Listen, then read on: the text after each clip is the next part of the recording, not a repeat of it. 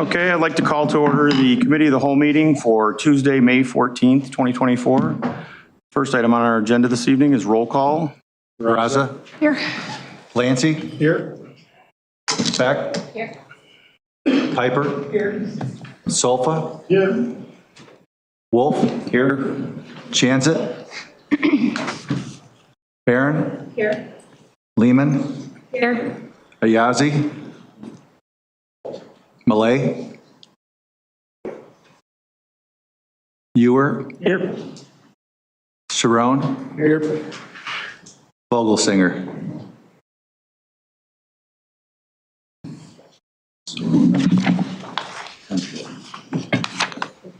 We have the necessary quorum to conduct business this evening.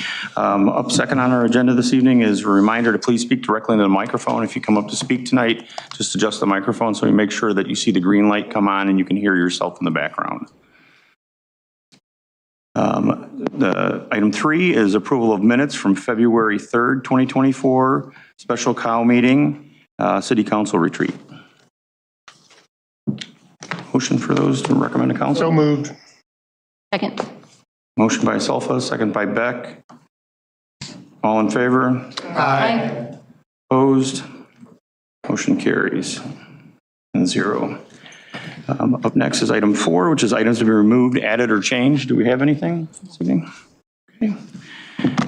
Up next would be item 5 for matters that are not on the agenda this evening. So if anybody in the audience has anything that's not on the agenda, now would be the time to come up to speak to us. And we only need your name for the record. You come up to speak so that way we get your name in the record.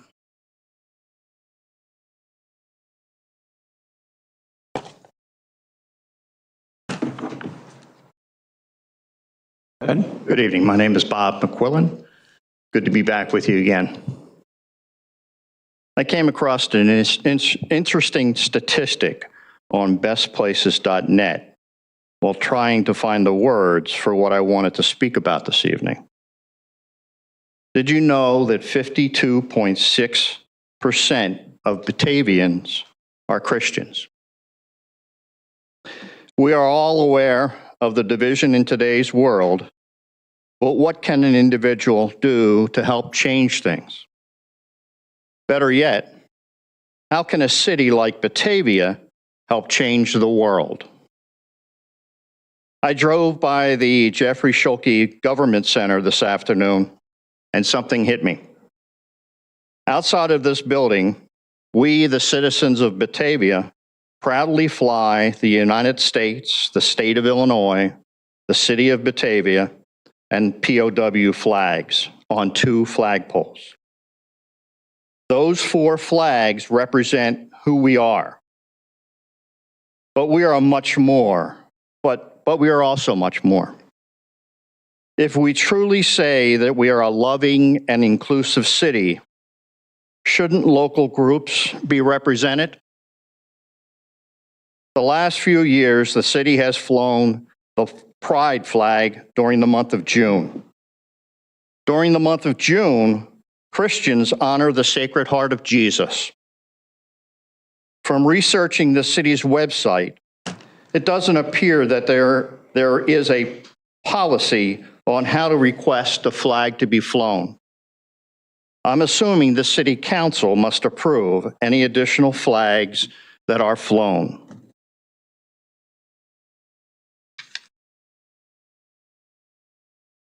On a monthly basis, we could add 1 or 2 flags from different groups within the city.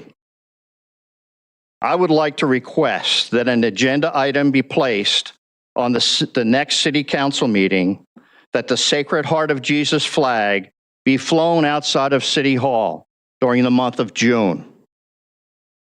My lovely wife has a flag with her if anyone would like to see it. I can also bring it to the city council meeting scheduled for May 20th. Thank you. I guess, Bob, I'll respond to you. I don't know that I would say I feel comfortable today to say that we're going to put that on the next council meeting and vote on something. I think it would go to a cow meeting first, and it would be something that we'd have to discuss. So it would, Okay, if that's we're fine. going to discuss that, we would take it to the next COW meeting and have a discussion about it. Do you know if there's a process for asking? I mean, how did the pride flag? I'm trying to recall how the process went when we did that and voted on the pride flag and put that up. Our proclamation?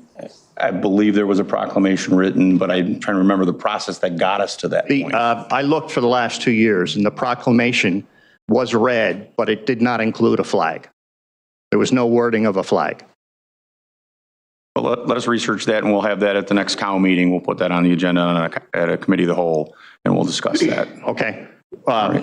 Since June is the month of the Sacred Heart, would you consider putting it up on a different month other than June? Well, I guess If the discussion goes that way. right, we'll have to figure out what happens at the discussion at the next COW meeting, which will be this month. Is it 24th? 20, I'm sorry, 28th. 28th. It'll be 2 weeks from tonight. That's a fifth Oh, that's a Tuesday, fifth. so we may not Not have have a meeting then. It would probably be the 11th of June, if I have my calendar correct. Okay. Thanks very much for your understanding. Look forward to seeing that on an agenda. All right, thank you. Does anybody else have anything not on the agenda tonight? Okay, then we'll move into item 6, which, oh. Sure.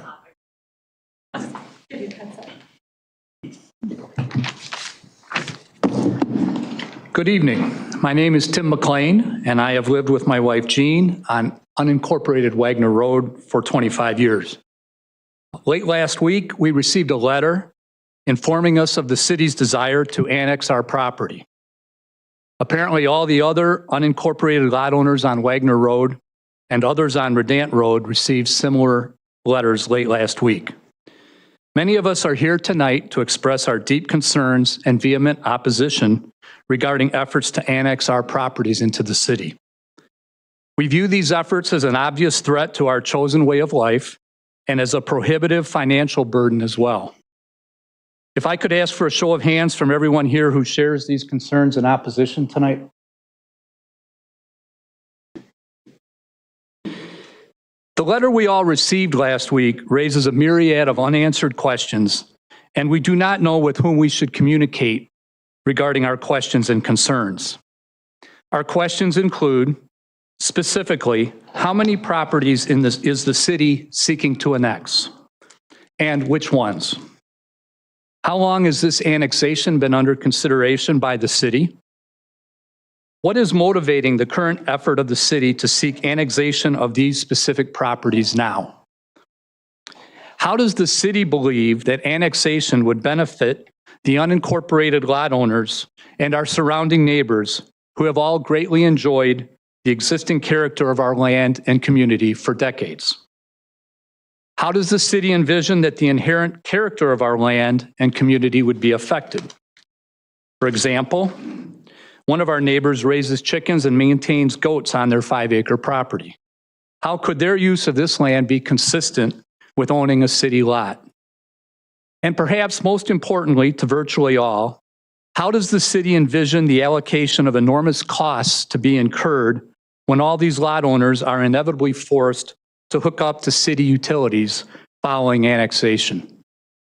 These are just a small representation of the volume of questions that we have, and we need to know with whom we should communicate further regarding our questions and concerns. Thank you. The direct communication would be with Scott Buning from Community Development. We've been, in my mind, we've been doing the annexations of properties that are surrounded by the city or abutting the city properties for about the last decade. We've been actively searching those out, annexing them into the city, and that's just been a policy that the city's had for probably at least the last decade that we've been doing that. And it does not change what's happening on the property. It does not force you to hook up to anything immediately. And That's obviously the key word, right? Yeah. And so that's the concern. if you listen for 1 second, Yeah. you have, say you have a septic field in your yard and you have to replace it. If there is city sewer close enough, that's what you would have to connect to. The county would not permit the repair or rebuilding of it. So there is a benefit to that, to be able to do that. If it didn't happen that way, you would have to pay for the annexation and you would have to go through that process. This is the city doing it to try to bring everything that's within the city boundaries or surrounded by the city as part of the city. So, I mean, I am trying to listen carefully to what you're saying, and some of the key words are not immediately or if the sewer is close enough. What is close enough? And these are questions that we, And I can't understandably, answer that because I don't have the map in front of me. I don't know the specifics of that. because you can imagine the cost we've been told, someone's been told in our area that it would cost them $100,000 to hook up to the sewer. So obviously that's a chilling concern for us because we have many people it's an overwhelming burden and we're not getting those. The letter that we received was very vague and ambiguous about those types of issues. Right, and that's not something that we would seek out to force somebody to do. That's not the reason for doing that.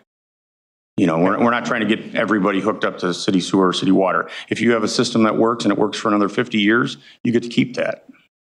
And what I've seen in other municipalities that do this is they do define what is close enough. And then there is some sharing of costs that occur. And we haven't received anything that would give us any sense of comfort regarding that issue. Right, and again, I don't have the answers in front of me on that. Okay. Tonight. So I would speak with Mr. Buning? Mm-hmm. Okay. Thank you very much for your time. Anybody else? So, good evening, everybody. My name is Brian Gifford. I live down the road from Tim and Jean.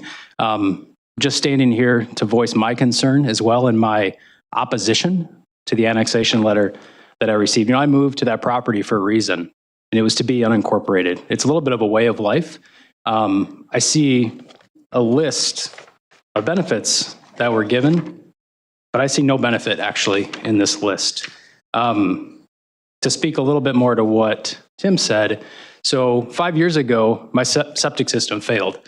And I spoke with Scott, approached him about annexation, thinking, hey, maybe the city can help me out here. And the answer was to bring it in front of my house was $100,000 roughly. And then to connect from my house to that city line was another 10 to 20,000. So I truly see no benefit. You know, I reached out in a time of need at that time. Really no help was given. So I am in direct opposition to this annexation. Thank you. Right. Anybody else out there want?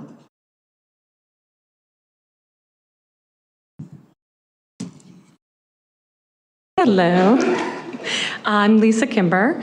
I am also part of the affected properties being potentially forced to annex into the city of Batavia. I have the 5-acre lot that Tim had mentioned has goats and chickens and in the process of setting up a flower farm. I've spoken to some potential future aldermen that may represent me in the future, but first question for you is, topic like this, I find it interesting that the city council is voting on these topics, but yet a lot of the aldermen don't represent unincorporated Batavia. So which residents from unincorporated Batavia did you consult with before the city council even took into consideration voting on a topic such as this? Did anyone? For annexation? For annexation. You have a group of members who are voting on a topic. It's not being voted on tonight. It's not being voted on tonight, but it was voted on previously, which is why we received the letters. The letters. No, that was a policy that was instituted by the city a decade or so ago. Okay.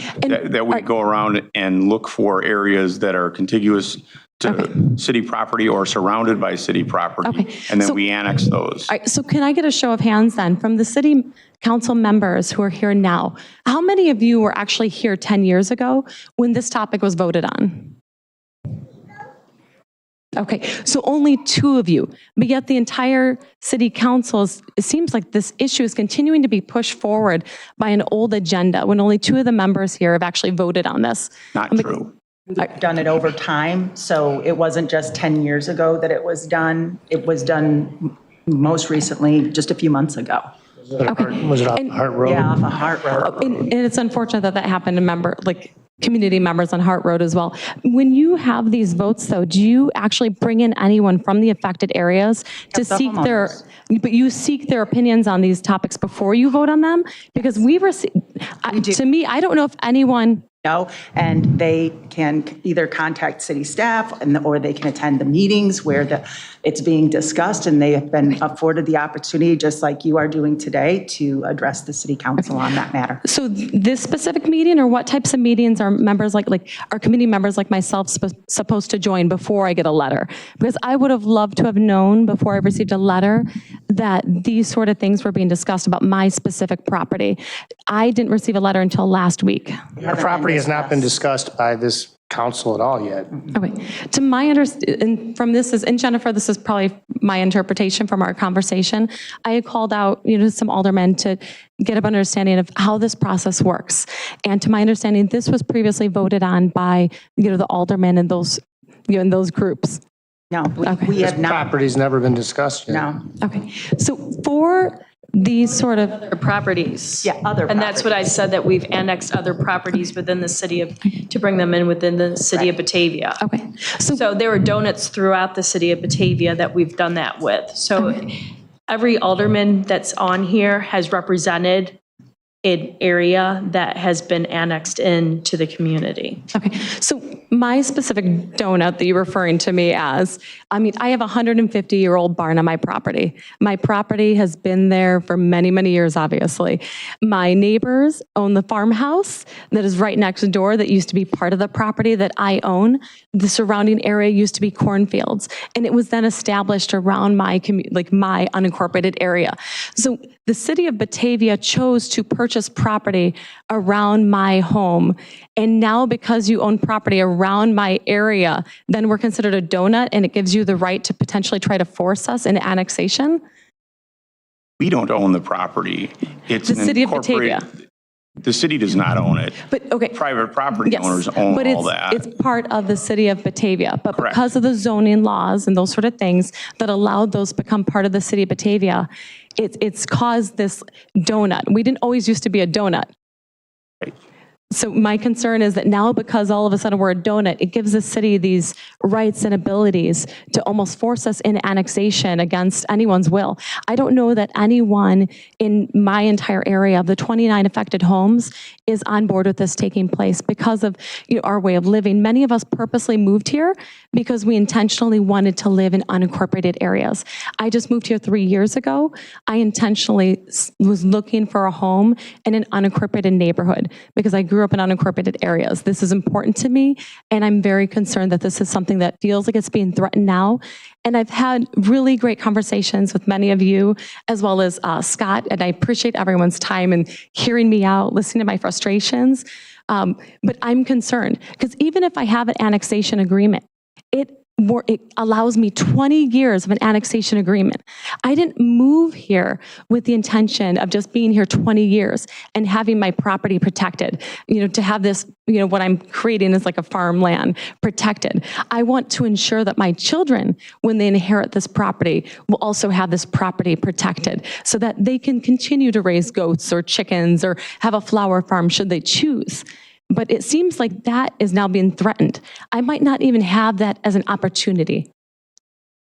What are other thoughts on this? Because I'm very concerned. I moved here for this, and many others did too.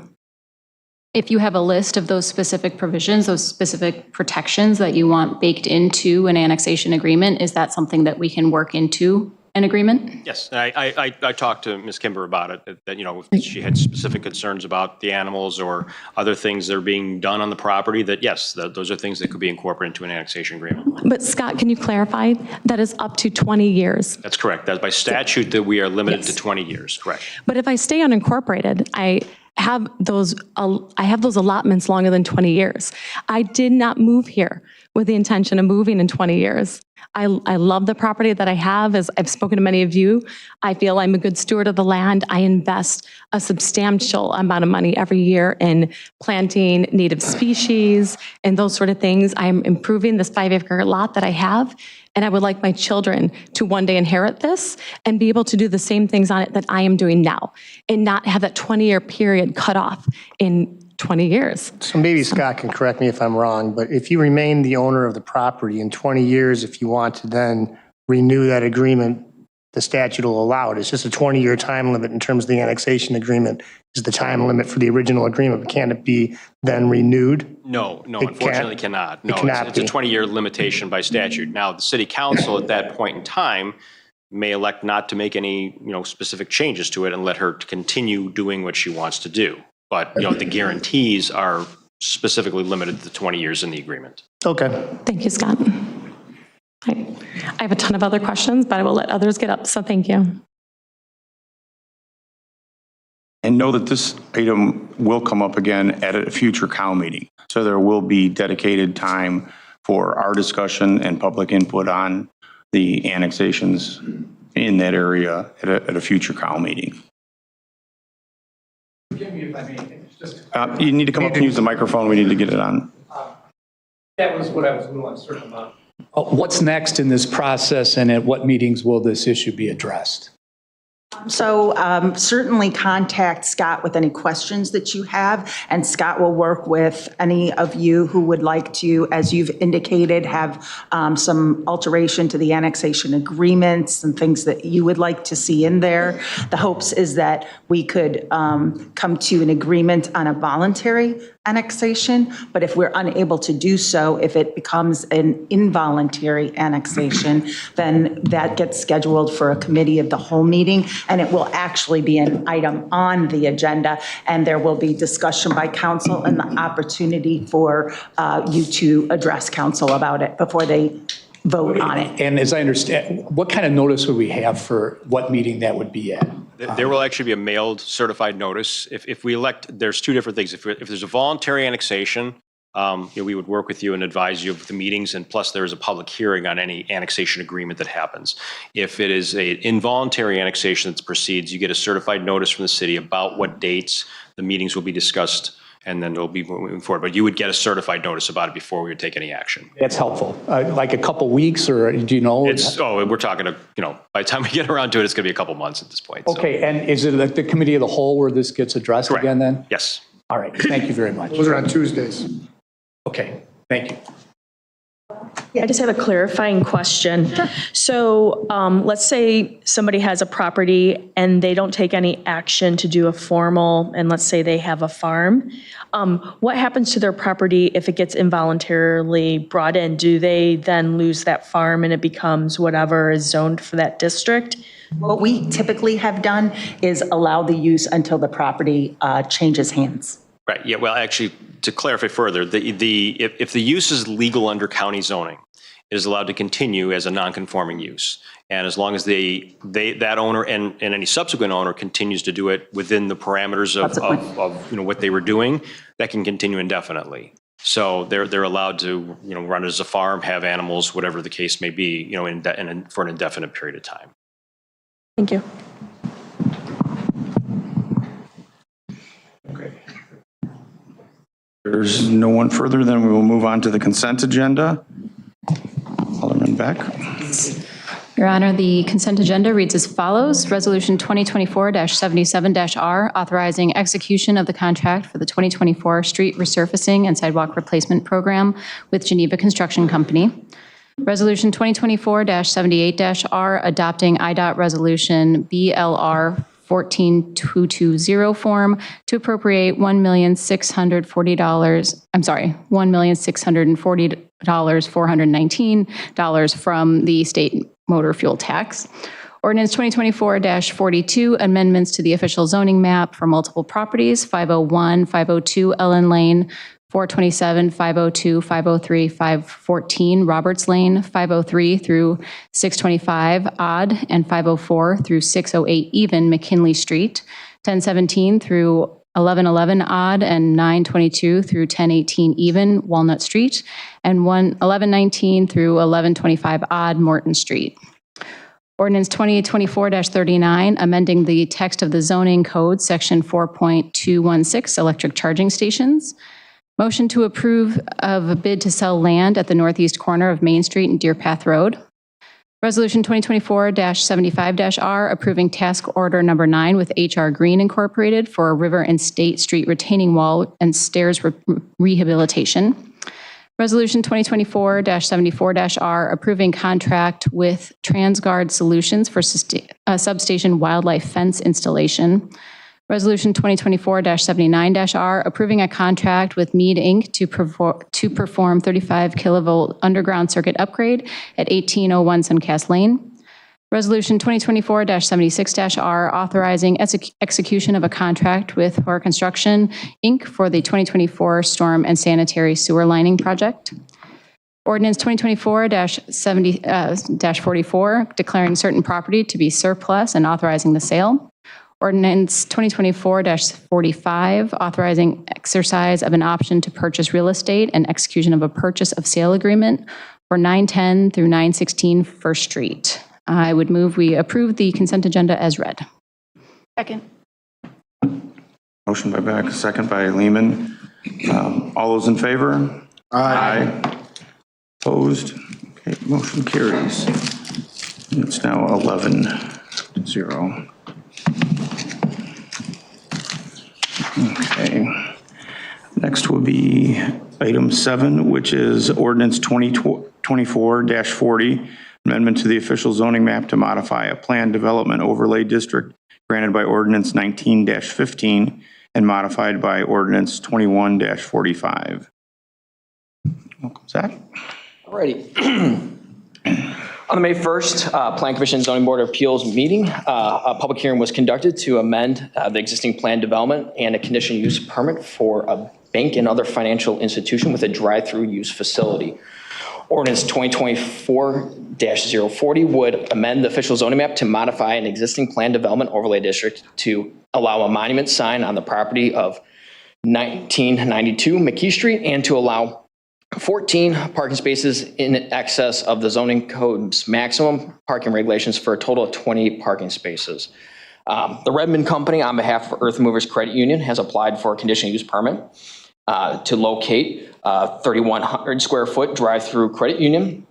They are proposing drive-through facilities with 4 lanes, which one of those lanes will be dedicated for an ATM.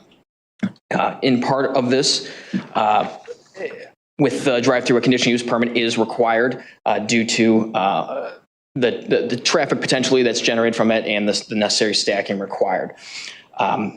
The applicant is proposing a substantial improvement to the landscaping on the site that is considerate of the surrounding neighbors and to the east, which are residential, and it is adding a kind of a layering effect to provide more screening from what's already there for the detention basins for the overall subdivision project that was formerly the Avenue Chevrolet. At the public hearing, it was determined that this would be a relocation and expansion of the existing North Aurora branch. So they would be moving that location up here to Batavia to expand their footprint in the Fox Valley region. With this plans, they are proposing that this would be the first the first building that would have this architectural design. It is a modern design with a lot of glass and space that can be utilized in many different ways as opposed to your traditional bank facilities. The North Aurora branch currently has roughly 4,000 in-person monthly transactions, which has created a need for an additional drive-through lanes and a location with adequate parking facilities for staff and customers.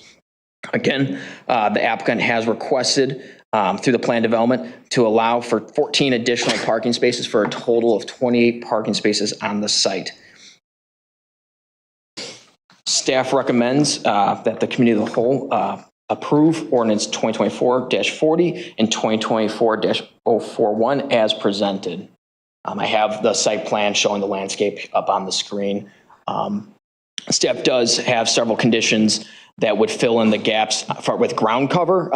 As far as there are some visual gaps on the northern property line, which would be on the right side of the screen, that show some spaces that trees could go. However, there's trees planted on the Menards detention basin to the north, and so this would be complementary. We're looking for some ground cover in terms of perennial shrubs and mulch beds just to kind of complement that, and then some other small spaces on the site plan, just again, enhancing what's already out there and then complementing what's on their site. If there's any questions, I'd be happy to answer them. Yeah. Just for clarification, is this directly behind the Starbucks? Correct. Yes, for clarification purposes, this is Lot D, which is directly behind the Chipotle and Starbucks. And Raising Cane's and Bell Tire are also on this private road. So to the north is the Menards detention basin. To the east is the overall subdivision's detention basin. And then further to the east is a residential subdivision. I had spoken this week with one of the residents who actually immediately backs up to the detention basin. And in discussions with him, he was unable to make the plan commission. However, he was ecstatic that this was what he called the perfect transitional use. Noting that the credit union is a community amenity, but also it is something that's less intensive as opposed to what's primarily on Randall Road, such as the drive-through restaurants. So the hours of operations of this would be less and would also help mitigate sound and other visual impacts that you may see and hear from those other facilities. So he was very happy to see that this was going in, and then was appreciative of all the landscaping that's been out there so far, and was excited to see what would be coming. And is this the last lot to be developed? Correct. This is the last lot to be developed. The lot is tricky. It does have some easements that run through it for utilities. So the design of the building, the design and location of the building has to be considerate of those easements. So that is something that really only a smaller building or smaller use like this could go there. In regards to the architectural design of the building, I can pull that up here. It is a rather tasteful building with a lot of glass, modern materials. It's something from a floor plan perspective. Should the bank fail, it could be repurposed into another use. I find that this size and architecture is consistent with similar products such as Dr. Wazio's facility on Wilson Street. And, again, it is complementary to the overall development and something that, again, is transitional. The Plan Commission in the original approval of the site felt that a drive-through restaurant was not appropriate here. However, they felt that this was an appropriate use of the site given its limitations and, quite frankly, unique design in the actual site itself. Yes. I would comment that, we had a fair amount of comments when that got developed out there, because it was clear cutting what was just an old dilapidated forest in that little strip behind this, to the east of the Avenue Chevy's property. And now to have this in there with another building and more landscaping provides just a second buffer to the neighborhood that's back there. So happy to see this go through. Abby? Two questions. Can you review for us how we compute our parking maximums for these types of things? And then second, what the credit union kind of used as justification for needing to double that? Yeah, so in the zoning code, we have parking minimums established, and essentially we allow for it to be 125% of the minimum. The minimum is based on square footage. So the ratio is a calculation of X parking spaces per square footage. That came out to, the maximum comes out to be approximately, again, 14. The credit union itself has identified the need for additional parking spaces based on their operations at their 4 other locations that are similar in size to this within the region. They have 2 in Montgomery. I believe there's 1 in Aurora, and I believe another 1 in Yorkville. So based on their current operations and their anticipated staffing levels and services that they are offering at this facility, they feel that the requested parking is appropriate. Our parking minimum is based on banks and financial institutions as a whole. It doesn't differentiate your traditional bank such as Chase and a credit union. It treats them the same. However, the applicant has indicated that they look to provide more in-person services that you traditionally used to see at banks, such as loan officers, financial advisors, in-person bank telling, among a variety of other services. And during discussions, I believe that they have indicated that 8 to 10 staff members may be employed here at any given moment, which would take up a substantial amount of their parking. They are here also tonight, and they can add to my comments and my answers as well, if you have additional questions for them on that. 8 to 10 employees at any given time, which would then leave 18 customers. Some of their customers, from what they've conveyed, and again, the applicant might want to come up and add to this, but they have conveyed that some people come for 5-10 minute stops where they go in. Others are there for prolonged periods, half hour, depending on what services they are seeking. And, if you want to add or anything in regards to the operation for the parking. How you doing? Nick Farchetto, site civil engineer on the project and also representative of Earth Mover Credit Union tonight. Our understanding is they have typically 10 users or employees, and at any one time, each of those employees can be servicing a client. So that right there is at least 20 with potential people in line waiting as well. And that's where there's a little bit of overflow. So that's where we came up with the number of 28. In impervious, I wanted to bring up as a site civil engineer, comparatively to the rest of the sites that were developed for the Avenue Marketplace, the Starbucks, Chipotle, and the Bell Tire are all almost 75% to 80% impervious on their property. Even though that we're asking for the parking to be increased, we were only going to be at 54% impervious. So the Bell Tire, which is the most close in size, is like 1.2 acres. We're a little bit under, like 1.1. That one's closer to 80% impervious, and we're only 54, and we're asking for this additional. So in terms of environmental and our landscaping, we are actually providing much more open space area than all the Randall Road properties did during their development.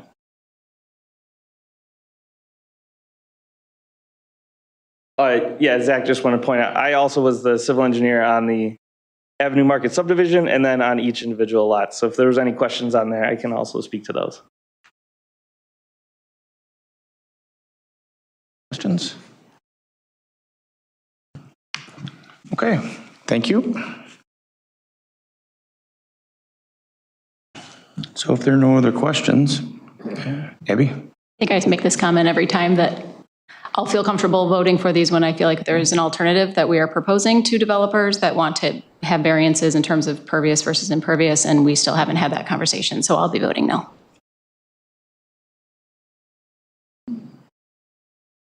Okay. Motion that we recommend to council ordinance 2024-40, amendment to the official zoning map to modify a planned development overlay district granted by ordinance 1915 and modified by ordinance 2145. Second. Motion by Wolf, second by Solfa. Roll call, please. Wolf. Aye. Aaron. Aye. Lehman. Aye. Ayazi. Malay. Ewer. No. Cerrone. Aye. Vogelsinger. I am going to vote aye because I do like the building and understand the need. I am with Alderman Beck, and I would like to have a conversation about parking spaces and reducing that number. So, aye. Barraza. Aye. Lancy. Aye. Beck. No. Piper. No.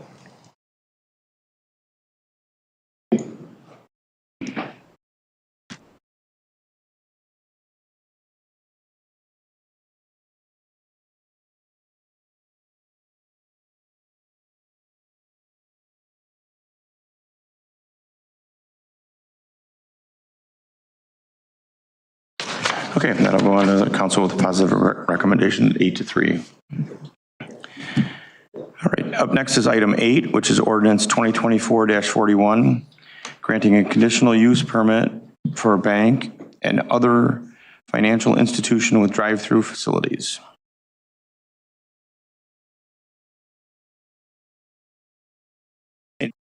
This will be the actual ordinance to grant the conditional use on that property for the drive-through. So any questions? And I'll make the motion that we recommend to council ordinance 2024-41. Second. Motion by Wolf, second by Salfa. Roll call, please. Wolf. Aye. Karen. Aye. Lehman. Aye. Ayazi. Ewer. No. Saron. Aye. Vogelsinger. Aye. Barraza. Aye. Massey. Aye. Beck. No. Piper. No. Solfa. Aye. Same thing. 3. We'll go on to council with the positive recommendation. Up next is item 9, ordinance 2024-43, approving an amendment to a plan development granted by ordinance 16-82 for 512 Blaine Street. It's Blaine and Sons applicant. Drew? Ready? So I'll just put on screen the rendering that Mr. Spillane provided, but this is a amendment, or what's before you tonight is an amendment to ordinance 1682, which was the original plan development ordinance for the Blaine Street School renovation that was done in 2016. When Mr. Spillane, who was co-applicant on that project, sought approvals of that property, we classified that particular property, or well, the overall property is R2, but the project included a development lot that was for future single family use. So the lot was set aside or created at that same time, but it's been vacant since that time.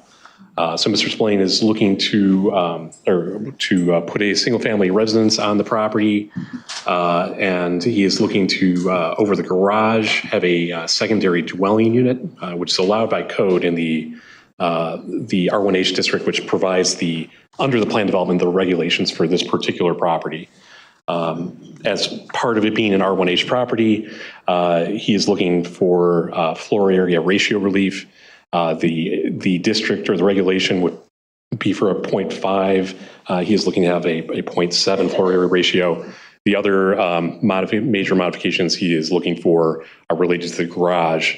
The residence would be a 3-story building. The garage would be a 2-story where there's a garage on the first floor for 3 cars, and then there would be a secondary dwelling unit on the second floor. So the floor area ratio relief, because of that, essentially is to allow additional 1,400 square feet approximately on the site through that relief. The other items are related to like I said, the setbacks for the garage. Because of the height of the structure, the requirements would be that the height would be increased, or the setbacks would increase as the height increases. So the applicant is looking for 5.5 foot side setbacks. The conditions of the approval would require that he would provide the compliant 11-foot setback at the rear, which he was agreeable to do so. And then the fourth modification addresses the maximum accessory structure size on a property. Both that change, or both that item and the setbacks, were items that were modified since Mr. Spillane has owned the property, and that was one of the reasons he cited for the request. But essentially, the floor area, or basically, we have the regulation for the maximum amount of square footage for the accessory structure that's based on the overall lot size. He is exceeding that, so he is asking for relief for that. At the hearing, generally the Planning Commission was supportive of the proposal. There was 4 members of the public that addressed the commission, some with questions, and generally just questions about the project and some concerns about the secondary dwelling that was proposed. But the Plan Commission did overall support the request for relief and recommended approval by a vote of 5-1 for the items that are within the plan development ordinance before you tonight. And they did a vote 6-0 to recommend approval of the administrative use permit, which is contingent on council approval. So staff does recommend approval of the ordinance before you tonight with 2024-043. And the applicant is here if you have questions of him as well. Anybody have any questions? I know Mike has done quite a few houses in that area and, had real good success with pretty much any house he's touched or any lot he's built on, so. He does good work. I grew up in that neighborhood, and he's done a lot of stuff around there. I mean, that Blaine Street school sat empty forever, and now it's beautiful. This is right behind it, so it'll just add on. I mean, it'll make a little corner niche of his little stamp. No other questions? I'll make the motion that we recommend to council ordinance 2024-43, approving an amendment to the plan development granted by ordinance 16-82 for 512 Blaine Street. Second. Motion by Wolf, second by Sulfa. Roll call, please. Wolf. Aye. Aaron. Aye. Lehman. Aye. Ewer. Aye. Saron. Aye. Vogelsinger. Aye. Baraza. Aye. Nancy. Aye. Beck. Aye. Piper. Aye. Sulfa. Aye. 11-0. I'll go on to council with a positive recommendation. Okay, up next is item 10, which is a discussion on the Skyline Drive intersection, or lack thereof. Good evening. Good evening. Good evening. Can you hear me? So I'm gonna just give you the background on this project, and I know there are a lot of residents here who'd like to speak, so I'm gonna keep my presentation a little short and let the discussion happen. So this is overall just to show where the Skyline connection is. This is where the project is. This is the Winmeth. There is your Randall Road, Fabian, McKee Street. So you can see the quadrant where the project is gonna take place. We are also, this summer, we are making the connection on Branson so that there will be a bridge over the creek. So we are doing I would not say similar, but it's kind of similar connection in that neighborhood, Windermere subdivision. So here is a close-up of that project where you can see the skyline coming in. From the north, here is the south side of Skyline. They don't line up, so it's kind of offset a little bit from. It's been like that since like 2006 when this subdivision was developed. Here is another view of Skyline looking south. Again, it's just a Google Map view. Here is what it looks like from the looking north. From the south side. Just a few facts, Skyline Drive connection has been planned since 2006 when the Windermere subdivision came in. Community Development Department notified Geneva Township trustees and the highway commissioners about the annexation that we did in 2023. The City Council annexed that additional right-of-way to make the connection through Ordinance 2312. The staff presented the budget in 2023 for 2024 budget for $150,000. The benefits of this project, the connection of Skyline Drive would help to promote city's strategic goals, which is connectivity and improving public safety. It will also help. With the EMS response time.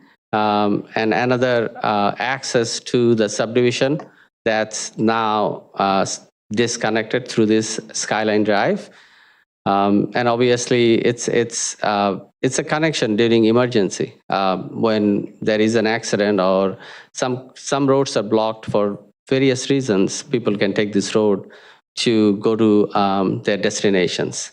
residents were sent a notification in March 2023 that because whenever we go and survey any area, because the plans were developed in 2006, so we wanted to make sure that everything is still same way when the plan was developed.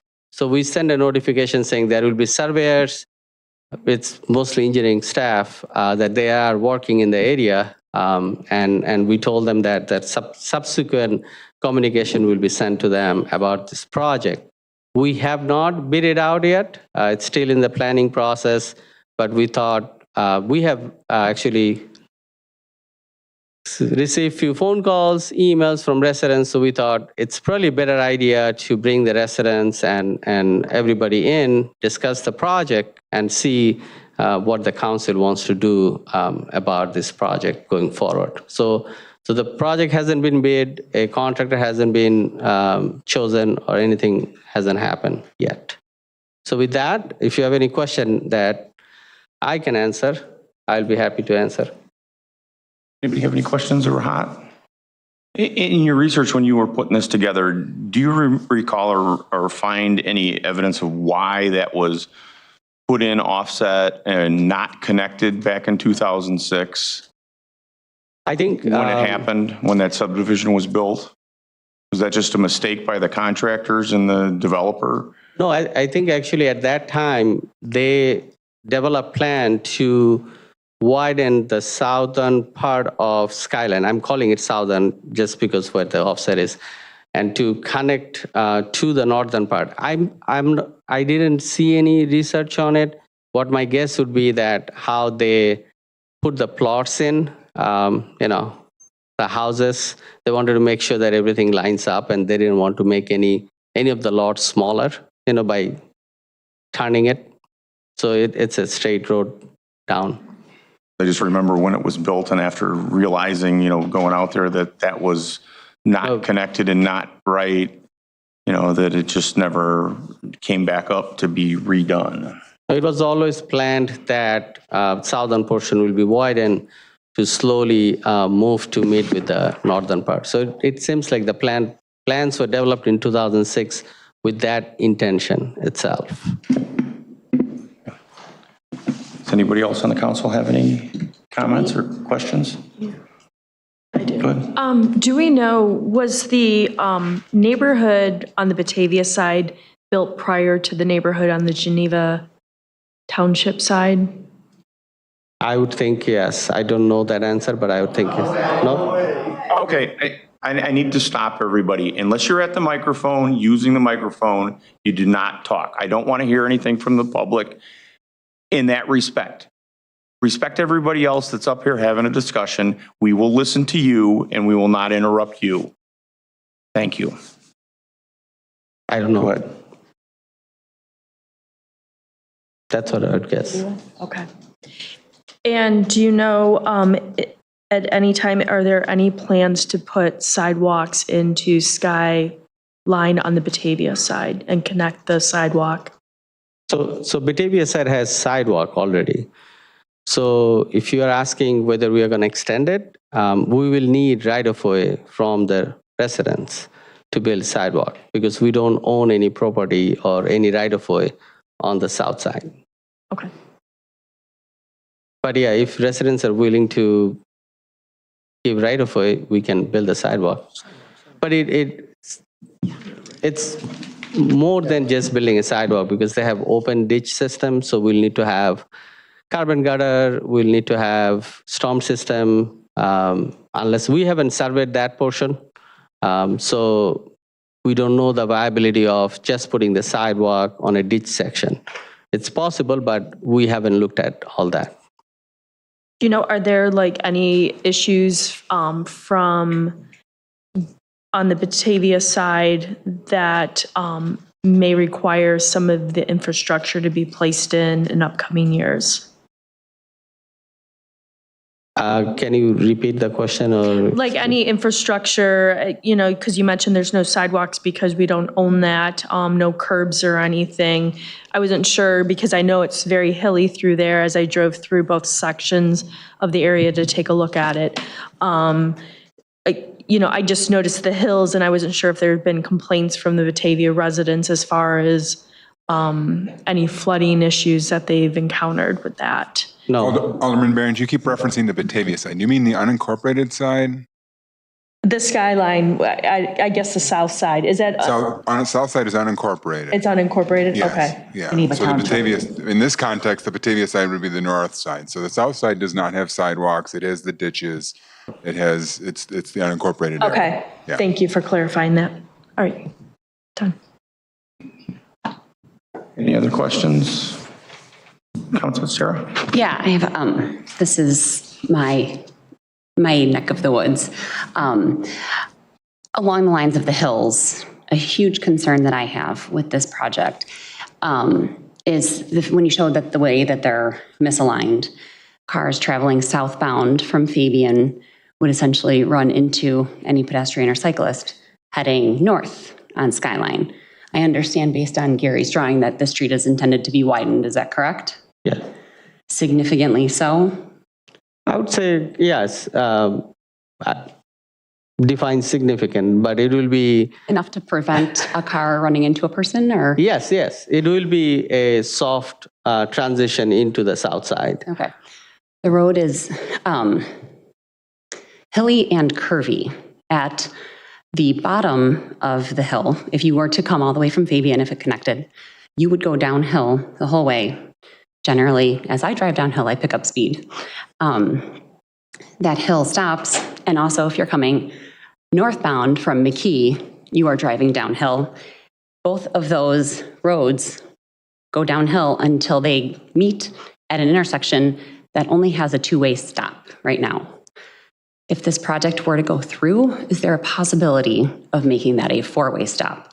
Because there is a park just west of this intersection, and my children have learned to ride their bikes through it. Other children I know have. Their sons, people, it just seems like a potentially dangerous situation to have cars coming from Fabian all the way through without there being a stop sign on Skyline.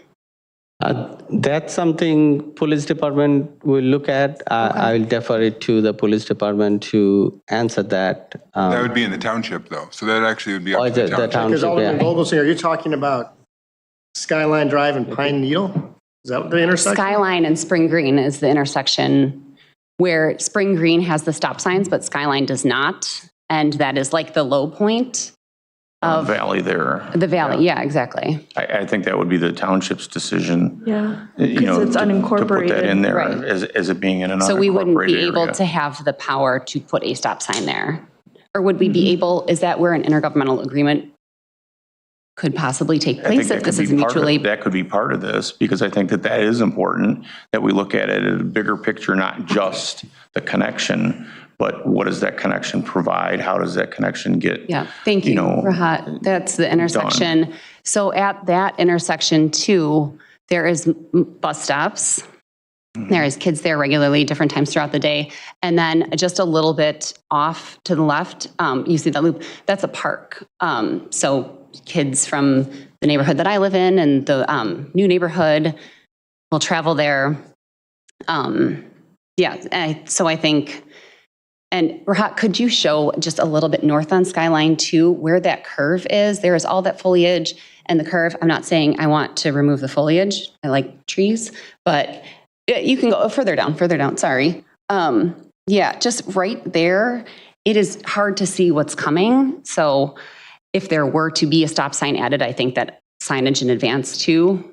So those it's all in township. It's all so township. Township highway commissioner will have to weigh in on all that. But if we go through with this project, is that something where we could request it? We could formulate an intergovernmental agreement? If they were amenable to wanting to do that. Terms, okay. I would hope that they'd want to try to make it as safe as possible. You know, and if there's only a one-way, a two-way stop. Right. And a four-way stop would be warranted with more traffic, then yes, I would think that would be something they would want to do. Wouldn't that be something the residents could talk to the unincorporated representatives to be able to say Township we want stop commissioner. signs there? Yeah. Listen. Have we spoken to the township about this at all? And what have they said? They are opposed to the connection. They filed a suit to reverse the annexation, which was dismissed by the judge, and they are appealing that decision. Abby? In addition to pushing for a stop sign, where Sarah was mentioning it, on the Batavia, on the north side, where we do have more control as folks are coming down that hill, because it is wider, are there opportunities to do other traffic calming there, like a chicane or something that will slow traffic as they approach that new connection and start continuing down that hill and around the corner, that we can do some traffic calming there on our side? Yeah, I mean, absolutely. And one of the things that we'll be bringing forward to you probably in the next COW meeting is on Millview Drive, we are proposing a bike path, on-street bike path. So that's something we can probably look at and see whether we can do an on-street bike path, 4 feet on both sides, and still have enough vehicle lanes. So those will be a dedicated bike lane. Probably would be more appropriate for pedestrians and bikers and for vehicles, everybody. Yeah, that would be awesome, but something with a little bit more like oomph to slow down the cars is also what I'm thinking about. In the middle. Wow. Because if you put an island in the middle, that almost then aligns the road straight up. Mm-hmm. I will say we do have that situation on Bird Lane where there is an island in the middle, and that we've had lots of complaints from residents about maintenance. The problem that creates is that trucks will stop there who don't have permission to pull up into driveways, and then a whole side of the road is blocked. But we should look at, a bunch of different alternatives and the pros and cons of each. My past experience with islands is that the maintenance is always an issue. Obviously, sprinkling island is very difficult in an area like I that. want to hear negatives at this point on that. I want to think of ideas and pros and cons. No, I know. I'm just, and then, mowing the island, I'm just putting it out so that that's Naperville, where I used to work, had gone through that evolution and had to go through that grown-up process of what to do with islands. So, Mark? I know we're saying that there's safety things, and I get what we're trying to accomplish with that. But if the south side of this had sidewalks and wasn't, what is a dead-end street right now and has a sign there that says dead-end street, we are introducing risk, in my opinion. And I know that's what a lot of the residents out there are going to say. Nobody goes down the street except for the people that live there. And I've lived on dead-end streets before, and it's nice because it's your own little haven. And if we're looking for connectivity south, like from a pedestrian standpoint, there's a bike path just east of here. So I know some of the things we're trying to accomplish, but I don't think that we have to do everything just for the sake of accomplishing these goals. I see that South Lane looks like that's meant to, at some point, connect west if somebody were to buy that property, and you'd have connectivity in the future if somebody were to buy and develop that property. I don't know what's going on there, to be honest, but I just think it's unnecessary. I'm against it. I'll just leave it at that. Yeah. So I'm looking at the map here, and it appears that this would be the only residential north-south cut through from Fabian down to McKee Street in this area. Is that correct? Branson, when the bridge gets built, will also be north-south. Okay, I see. Well, that's northeast-ish, but not a direct south. My concern is, we've been sitting around this table for the past year talking about road safety, speed issues, pedestrian safety, and trying to increase that the safety issues throughout the rest of our town and community. And I feel like this is kind of going in the opposite direction of that, where we are opening up a roadway without taking into consideration speed issues, pedestrian issues, bicyclists, children, any of that. So as we've been here talking about road diets and all these other issues, trying to pull back and make things safer, then we're over here being like, oh, but we're just going to open this up and kind of ignore everything else we've been discussing. And I'm not comfortable with that. So until we're ready to do this correctly with sidewalks, stop signs, have everything buttoned up, I'm just not comfortable just opening this up and then just crossing our fingers and hoping it goes well. So I'm against this. Could you just zoom down a little bit so we can see a little bit more to our west there? Keep on going, right there. I've taken Windmith Road many times from Fabian down to McKee. It's a nice direct north-south situation. And I believe many drivers have done it that way who are familiar with the area. And I just don't see, I understand some of the concerns, but in terms of the concerns saying that this is all of a sudden going to be some big old connective way between Fabian to McKee and everybody's going to start using this, I don't see it. It's just a neighborhood street still. People who want to get from Fabian to McKee are going to still use Windmith because that's the way that road's been forever. I mean, so I understand some of the concerns about, you know, some of the safety concerns, but I don't see this as all of a sudden being, we're going to take a left on Cambridge, and we're going to take or left or a right, whichever way you're going on Fabian. And then we're going to take the left onto Skyline, and we're going to zigzag that thing around to go down to McKee Street to connect from Fabian. I mean, so the concerns about this all of a sudden becoming some big old highway between Fabian and McKee, I don't see it. Except for all those residents, all those neighborhoods will use that. That will be the Morton Drive of this neighborhood. Those are the residents that live there, though. Yeah, but right now It's a they have to. residential neighborhood. But they have to go out to Windmouth or Randall Road if they're going up to That proves the Walmart. whole connectivity situation, though.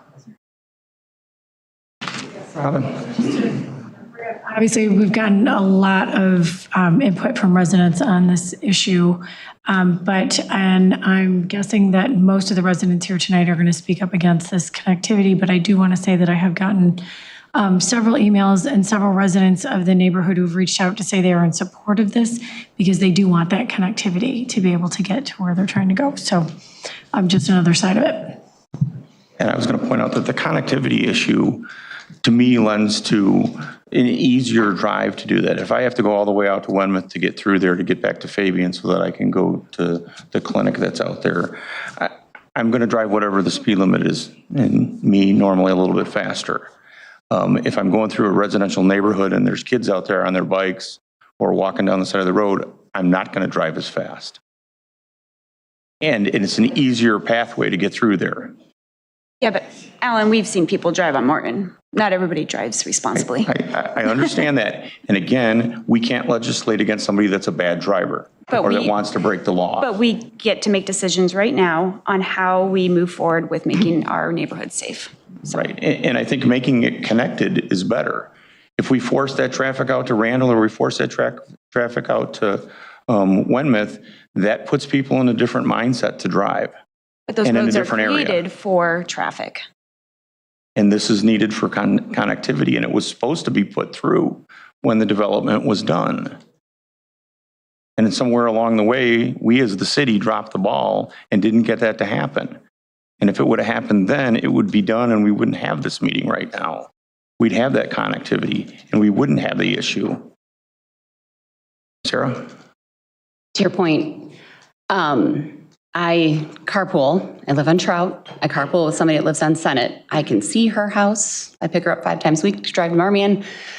I can't get there, so I have to go all the way around. One of the complicated ways takes an incredibly long time.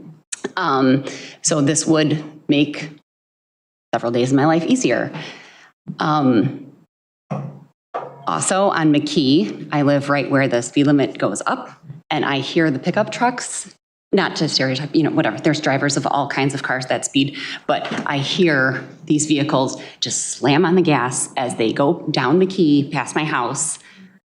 It scares me that they'll possibly be then using Skyline as a cut through, because if you've ever, Weymouth is great a lot of the time, but if you've ever tried to turn left onto Fabian from Weymouth between 3:30 and 6:30 p.m., it is a nightmare. And there is a line of cars that you cannot believe. So I think a lot of people I think this has the potential to become one of those cut throughs. I think lots of people speed, so it is setting up situations that aren't currently there.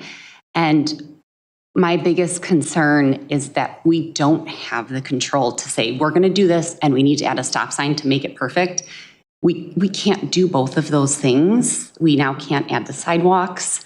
So those are the concerns that I have about this, because it is going to be a big change.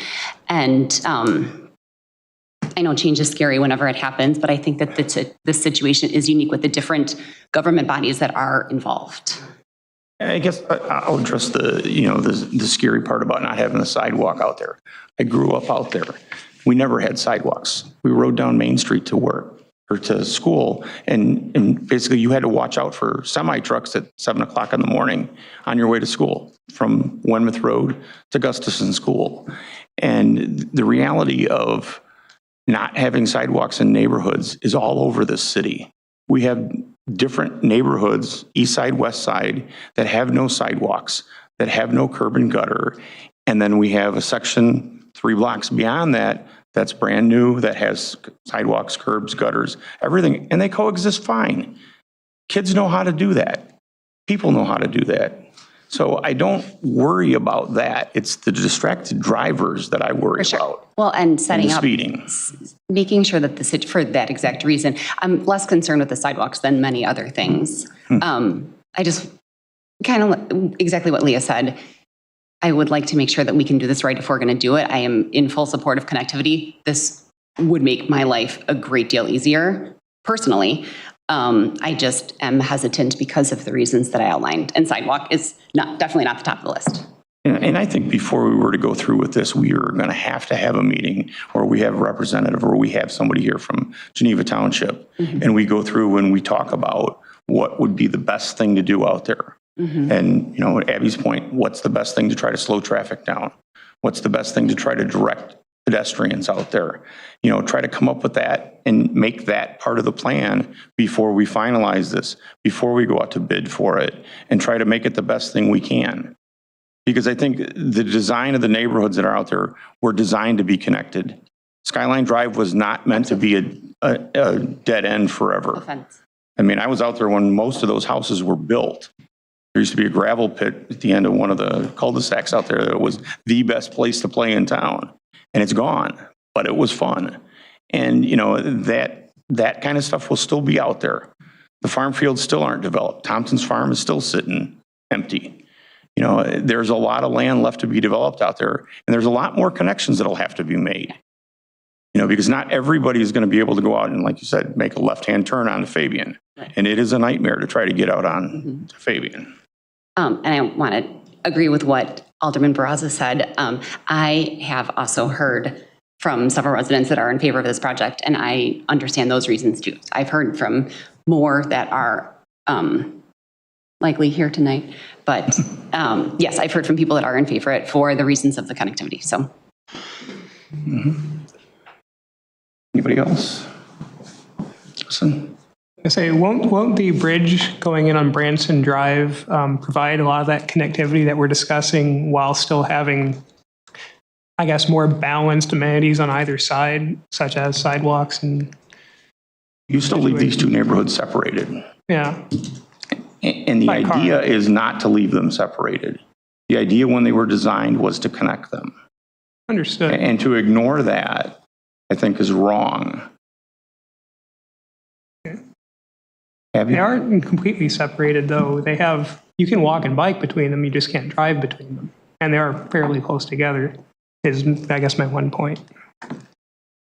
Abby? An environmental argument for the connectivity as well, to Sarah's point about having to go literally the extra mile to go anywhere if you want to go in those directions. So if there's 20 houses on either side, for instance, and maybe 2 drivers that leave twice a day, adding 1 mile to their route, 300 times 365, like I'm not going to try to do that math, but I could do that math.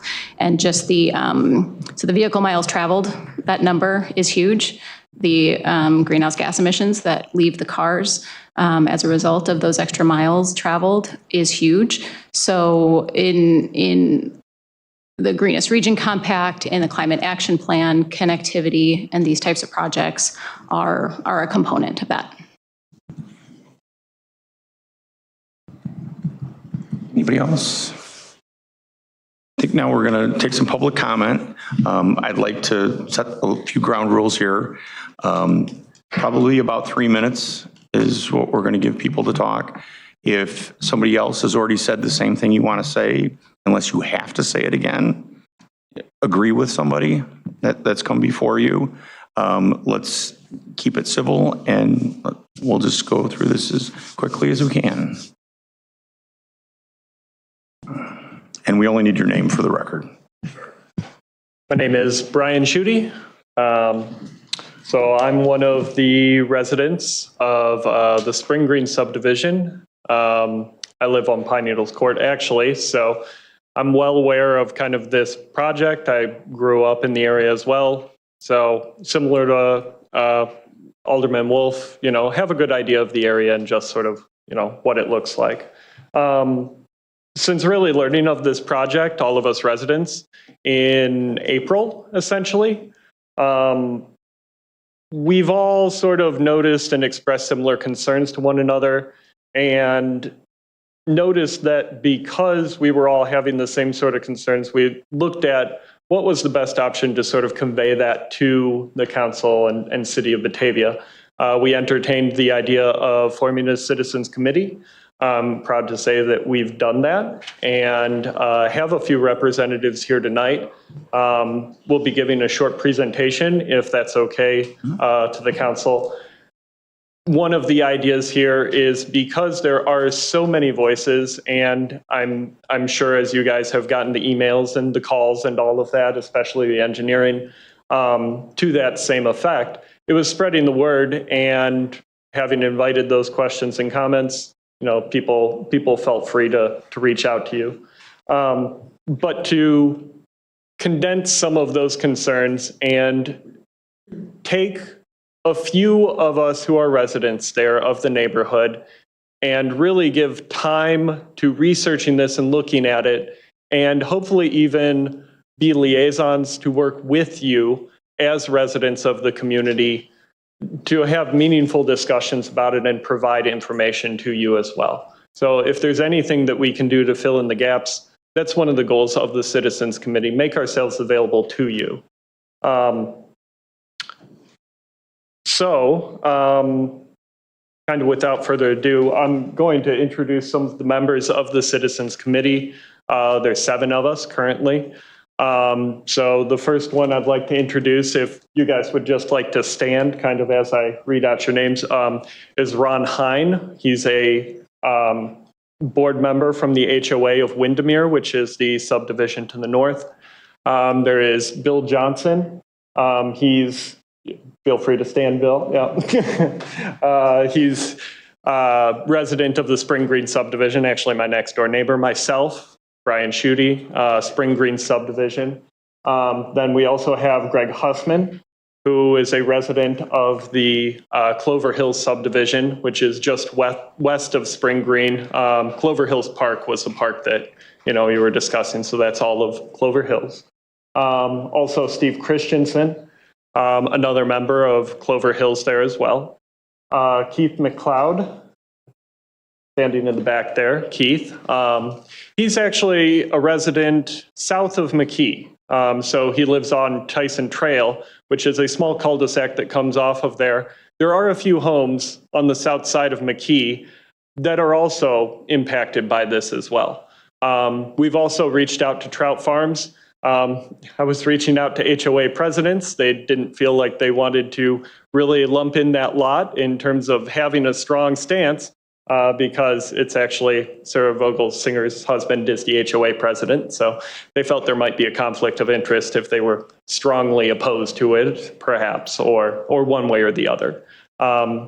The last member of the Citizens Committee is Mr. Stephen Bork, who is the Windermere HOA president, and he's the one who will be presenting to you. So let me just load this up real quick and pass it over to him.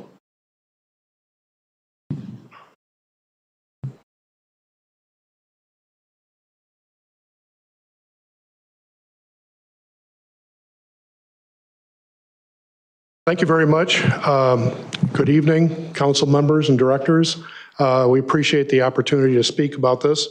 I'll try to be quick and go through this presentation and be brief as I can. I guess we understand that the city has reasons for this project and wants to move forward with it. And although we're not sure what impact studies have been conducted in conjunction with Geneva Township, we residents have deep concerns about this project. And I guess some conversation already around some of the concerns you've all expressed indicate the need for these types of studies to be done. We've obtained signatures on a petition to stop the project from moving forward or to delay it until an adequate evaluation can be conducted. We've obtained a total of 311 signatures. Oh, excuse me. So here's a map of the affected town subdivisions. They're all circled in different colors. You've seen that map already. And some close-ups of Skyline Drive, which you've seen from the engineer. Boy, this is sensitive. So the petition that we circulated represents 5 of the signatures from households in 5 of the affected subdivisions who are objecting to the project. It represents about 88% of the households contacted, and actually 224 households that were contacted account for 85% of all of the households in these 5 subdivisions. So we feel we've got a pretty strong voice here with the petitions that have been signed. We also have 41 more signatures from folks outside of these subdivisions that are not included in this table. So you can see we've got 224 households contacted, 195 signed, and that represents 88% of the households objecting to this particular connection project. To talk a little bit about our concerns, our number one concern is safety. This has already been expressed here a little bit. Safety for pedestrians, children, cyclists, that would dramatically affect our quality of life. Spring Green, as you've already been discussing, has no sidewalks, shoulders, street lights, has narrow roads, and yet people have to walk in the street. One Windermere stated verbatim, like many families, we walk with our kids, 2 years old and 2 months old, and our dog up and down Skyline and go over to Clover Hills Park. This project will endanger us and all pedestrians by encouraging non-residents to cut through our neighborhoods. This is a waste of funds on a project no residents support or benefit from. Our second concern is that there is, back up here, that this is inconsistent with the city's focus on bicycle and pedestrian safety. Yeah, something here. There we go. The city's connectivity plan, we understand I'm sorry, I want to back up. On the safety issue, we understand that the Kane County Sheriff's Office also expresses safety concerns. I'd like to introduce Lieutenant Mike Wilgosewicz.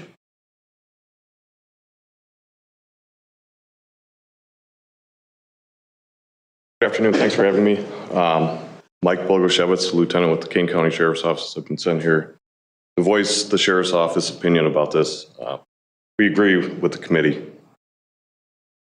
Extremely dangerous about the streetlights, narrow roadways, no sidewalks. You're putting people at risks without forethought and planning.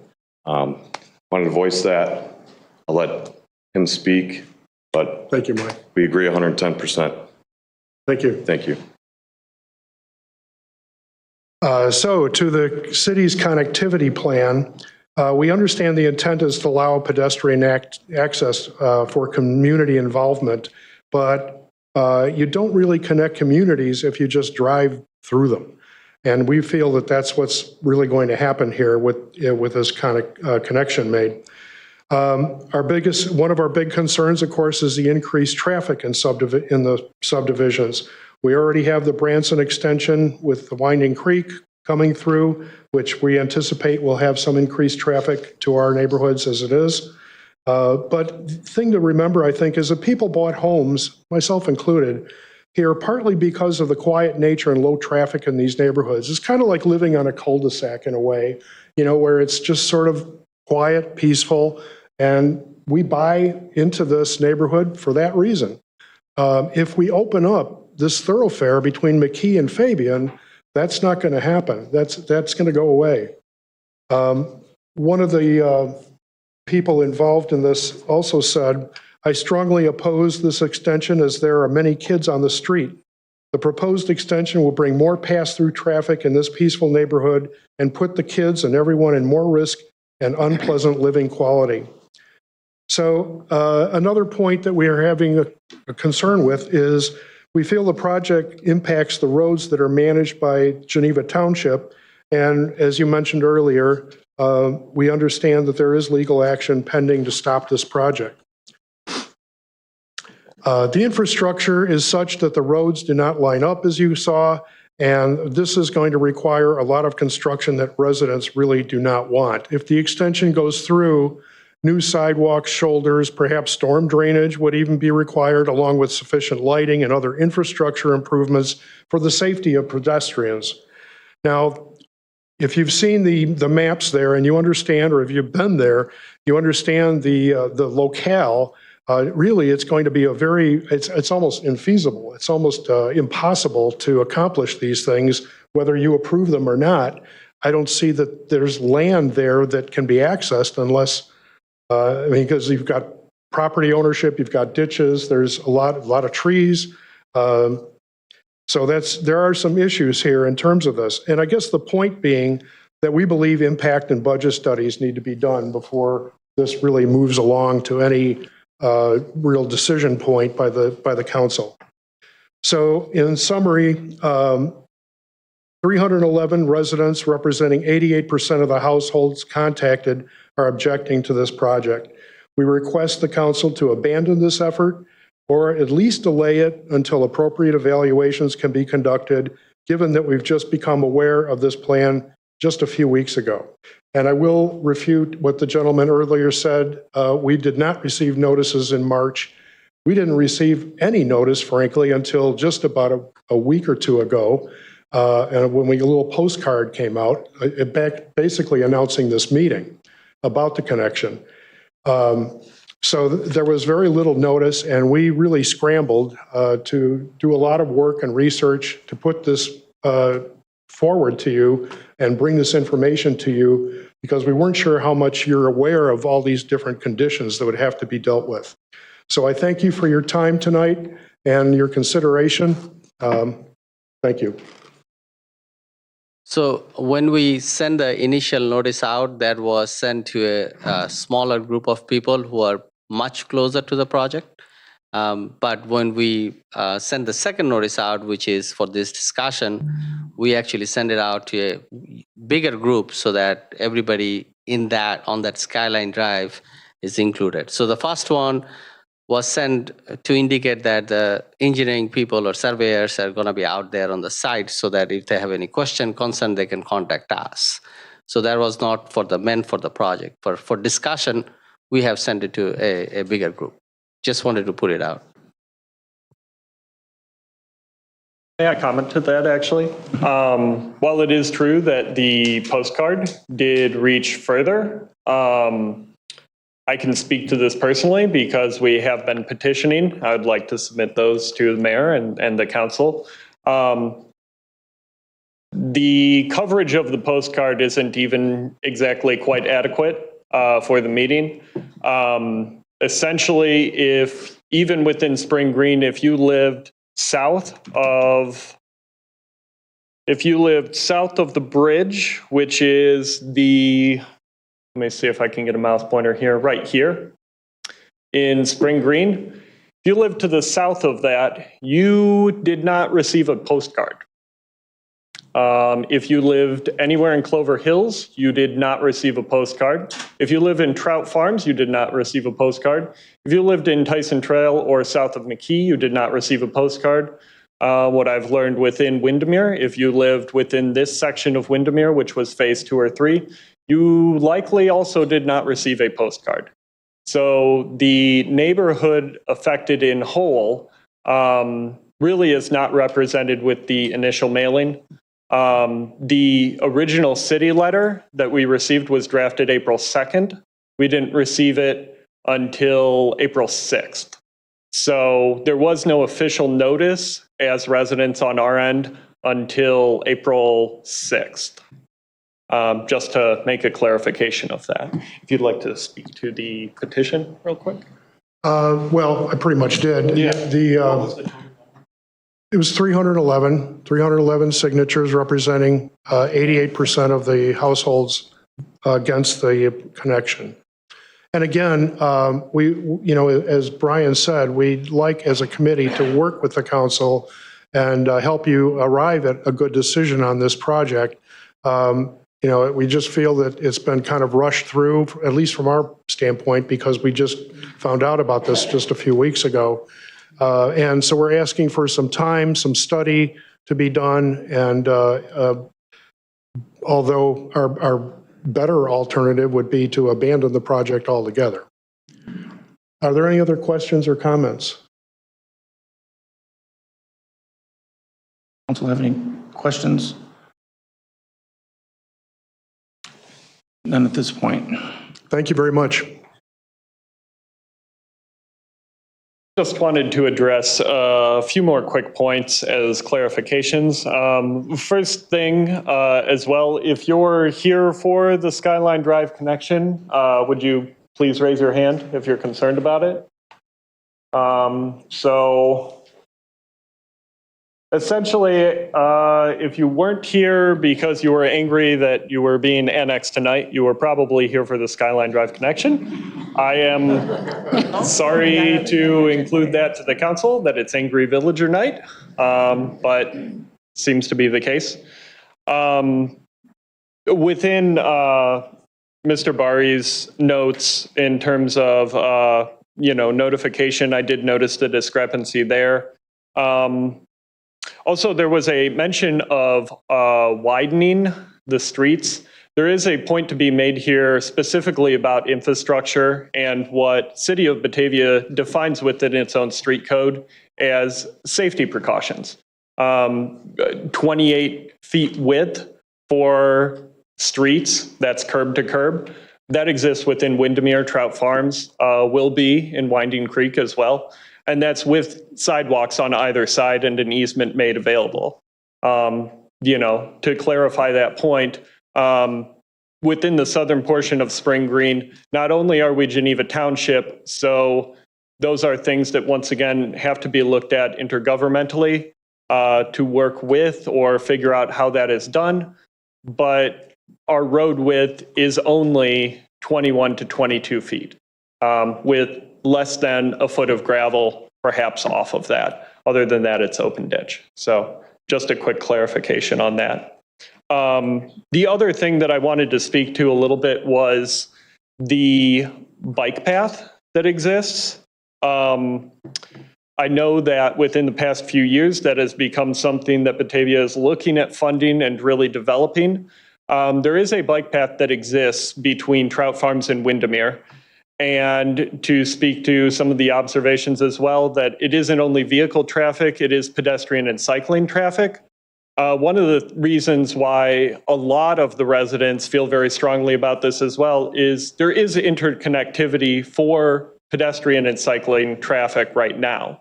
And it's uninhibited. You can go through that gate freely. Plenty of residents use that loop.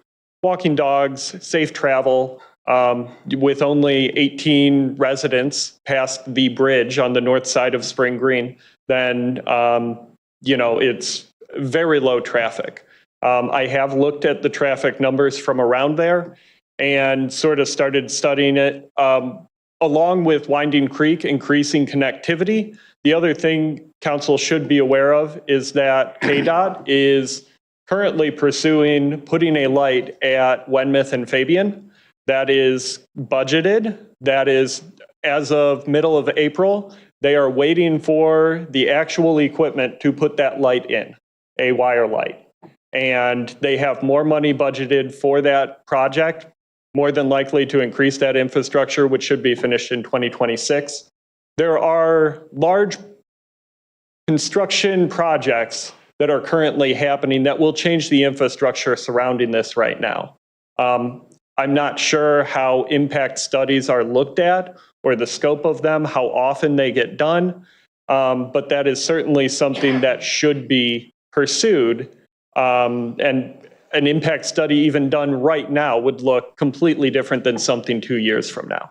So that's something to keep in mind when you're looking at the area and how it's developing even right now. So those are my comments for now. Is there anybody with any questions? Anything? All right. Thank you very much.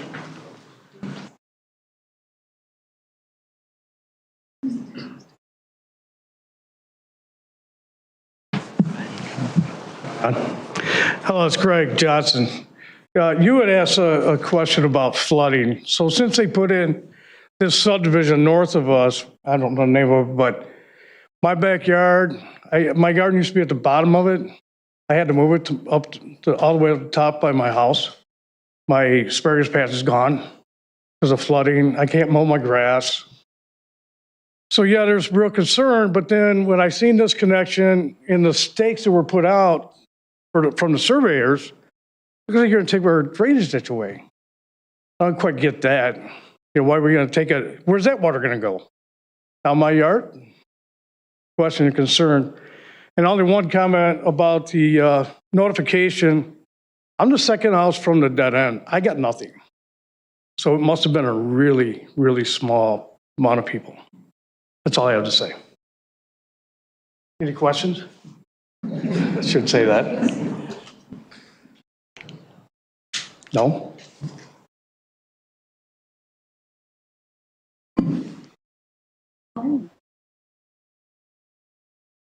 My name's Keith McLeod. I live on Tyson Trail, and I just wanted to offer an anecdote, just to give you some context.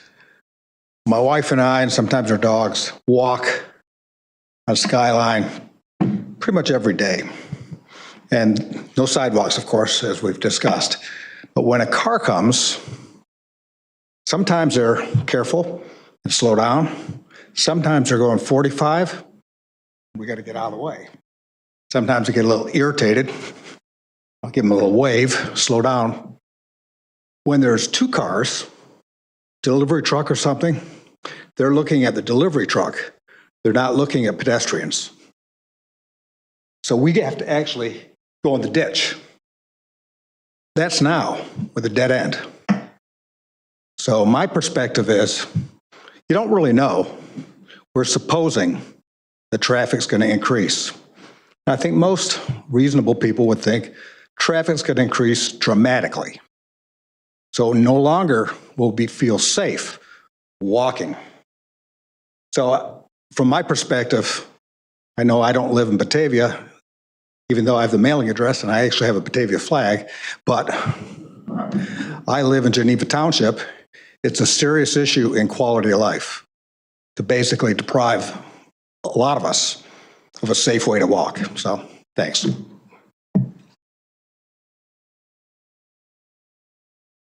My name is Kathy DeYoung. My husband and I just moved here. We are not from the area. We didn't grow up in this area. We moved here from Lombard, and we are on the corner of Spring Green and Skyview Road. So we're right there. And we bought this house because it's in a beautiful area. It gives us the lifestyle we were looking for.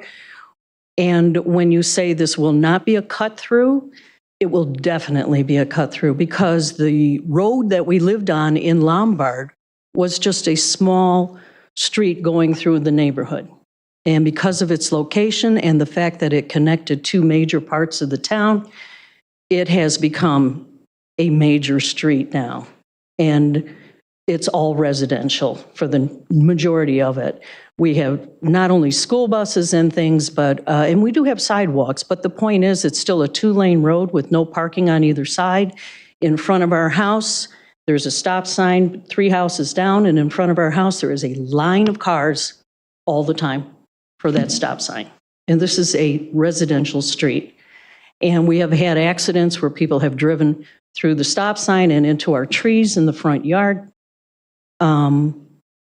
I have noticed since that we've lived here, we've been here since May 3rd, okay?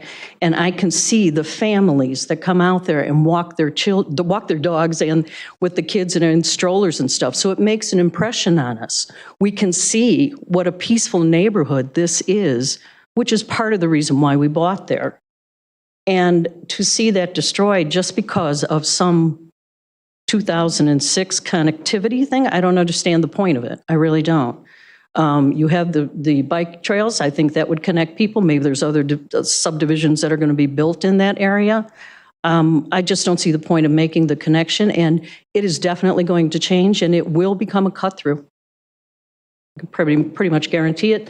The traffic will increase, the speeds will increase, and then the other thing, too, is with all these little subdivisions around there, just because you have one road that goes through, the minute there's any kind of construction or something on that, and they find out there's another road that you can take Spring Green around, cut through that other subdivision, and then make a left on McKee, that's going to happen pretty soon. When they find, it's just the nature of human beings. They want to get where they want to get as fast as they possibly can, as quickly as they possibly can, and they're going to start finding all kinds of little cut-throughs through all the other neighborhoods.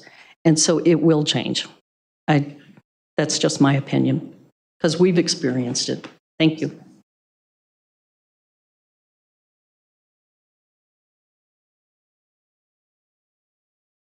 I want to thank you for this opportunity. My name is Al Harms. We built our house in Spring Green subdivision in 1975, so we've been there 49 years. Thoroughly enjoyed it and raised 3 boys there.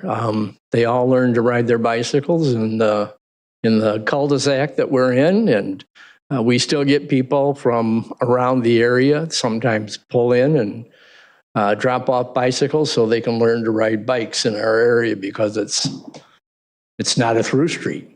But I would like to take a little description. I have a little bit different description of the 2006.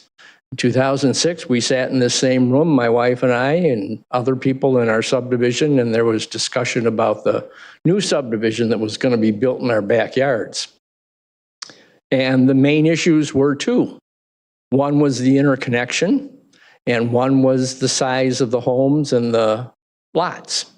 And as I remember, they came to a good conclusion on the size of the homes and the lots, and we were told that there was not going to be a through street interconnection. The street was still put in, and when I asked for a reason why that street was put in up there, they didn't want to redo the drawings.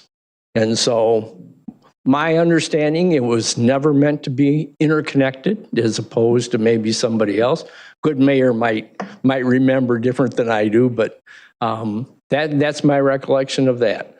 The other thing is, as we're talking about connectivity, that's good, but safety, I'm glad to hear, is the prime issue within this group and within our group in our subdivision. If it's not going to be a busy road, why are we spending $150,000 of taxpayer dollars on something that's not needed? For the last 20 years, we've driven to the stores in the area. We've gone the way without that interconnection. And while it may be inconvenient periodically, it's something that we're used to. So from our viewpoint, We don't need the interconnection. We would prefer it not happen, mainly because of the safety. And I think you've hit on it, so I'll leave it at that. Thank you.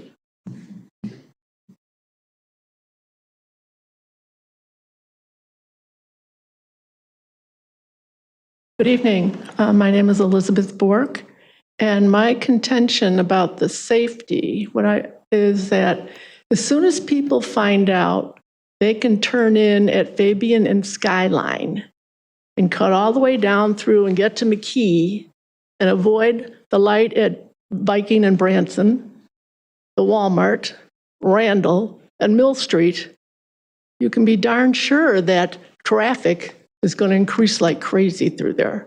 So I too am very concerned about safety and the speed that people will be traveling through the area. Thank you.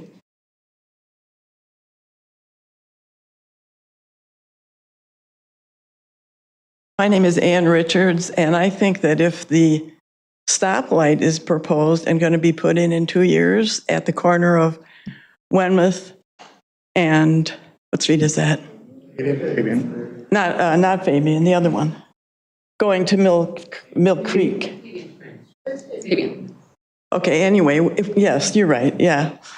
Why don't we see about just spending just enough money to make a right turn lane there, and most people wouldn't feel like they had to go another way, but there's so many times that we can sit there behind 8 or 10 cars who are going home to Mill Creek who keep everybody waiting forever because of all the traffic on Fabian. And I think if there was a right turn lane, it would make a huge, huge difference in the safety and the less need for a cutoff, a cut through. So anyway, that's my ill-worded.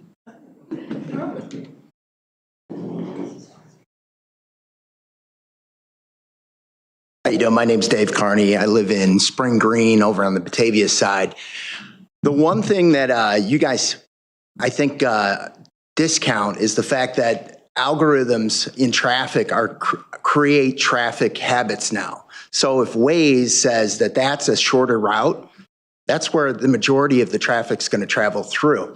Now, talking to Geneva, Mike Apps, there's no appetite for them to build that road out to be safer.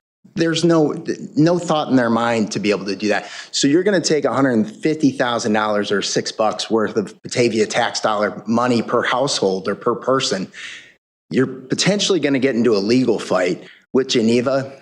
Undetermined amount of legal, the amount of legal fees that you're going to incur for the taxpayer for a road that, yes, you guys have said it's not going to be that busy. Well, then what's the point of doing it? So that's all I have to say.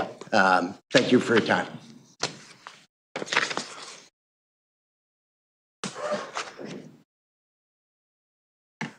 Hello, my name is Paula Black. I live on Spring Green Way. In fact, I live right at the where Spring Green ends and Trout Road begins.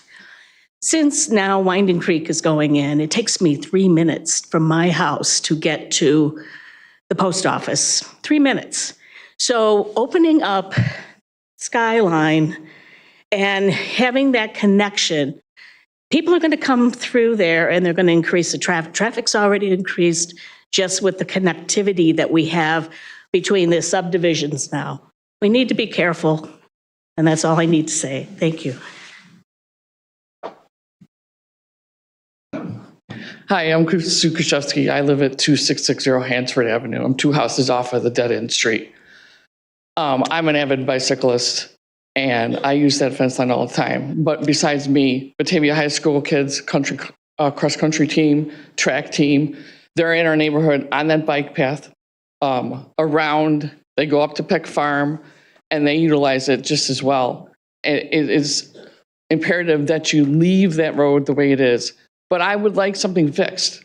The ghetto fence line and the wood fence line, that all needs to go, okay?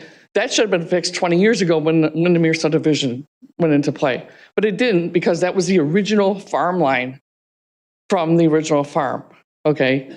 Just fix that, take the trees out, take the wood fence out, the metal fence, put stakes in there with big red diamonds and say, you can't drive through. Leave it as is. It's really a nice thing to have for several neighborhoods to be able to come through, use the bike path all the way to Peck Farm and come around. The cross-country team utilizes it and the track team utilizes it all the time. I'm talking like 20, 30 guys coming through our neighborhood. And there's bicyclists from Geneva that they're Geneva, right at the river, they have a biking group that comes through our neighborhood also and utilizes it. But it's great for biking and families and kids, but it's just not cars. Because I see cars come on Hansford and they fly around and they don't necessarily stop at that stop sign.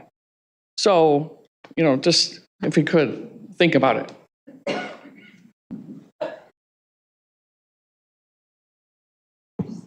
If you're not sick of hearing from me yet, I was reminded of two other points by some of the other residents. One was the concern because you have the Geneva Middle School just to the north of Fabian there. The concern also is another source of through traffic could be when school lets out.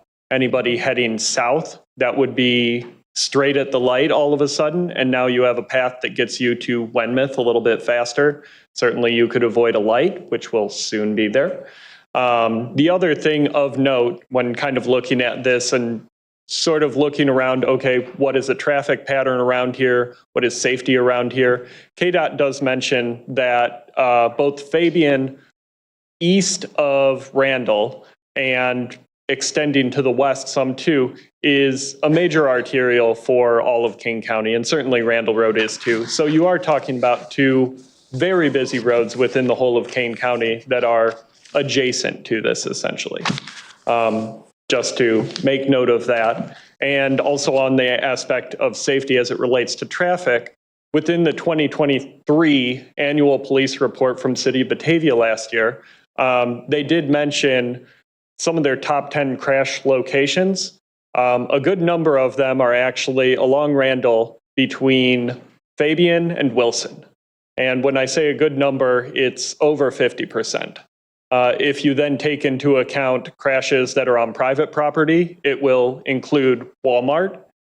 There's also, akin to that, the 2200 block of McKee, which is just west of Randall. There's the intersection between the Target and Kohl's and Bedding, and then there's a few more back intersections. That's actually one of, again, the top 10 crash locations for Batavia from City of Batavia Police. So just wanted to make those assertions. Thank you.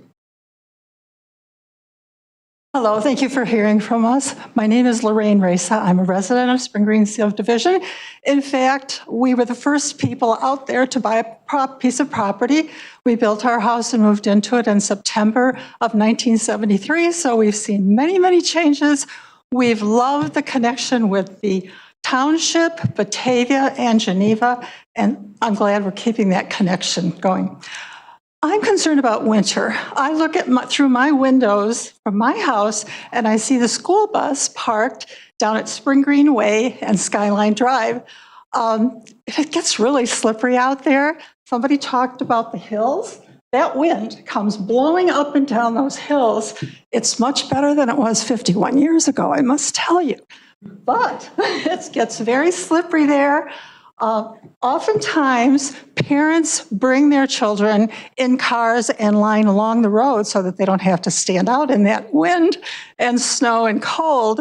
So it does decrease the width of the road and does make it more difficult and dangerous for children and the school bus.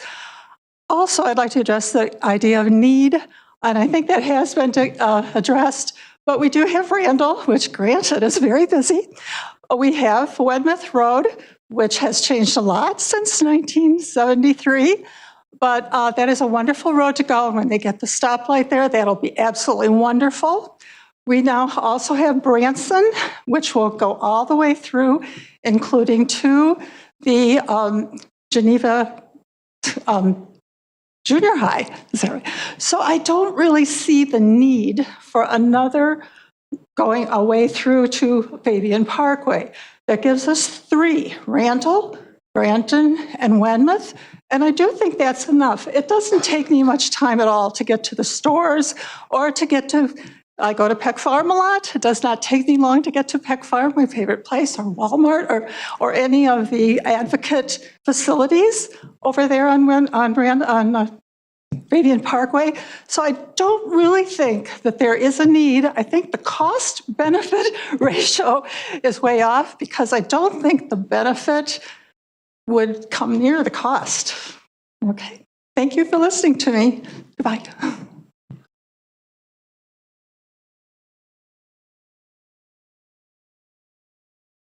Good evening, Rachel Daly. I live on McKee, so I'm not part of this immediate neighborhood, but I use the neighborhood often to exercise, to walk, my dog to run, to bike. I have two questions. Well, one question and one consideration, I suppose. Sir, you presented earlier, in your presentation, there was a notation of enhanced EMS response times. Is that something that's been studied? Is that something being studied? Was there a consideration, a review of what the current response times are in the immediate neighborhoods that would be affected by this change?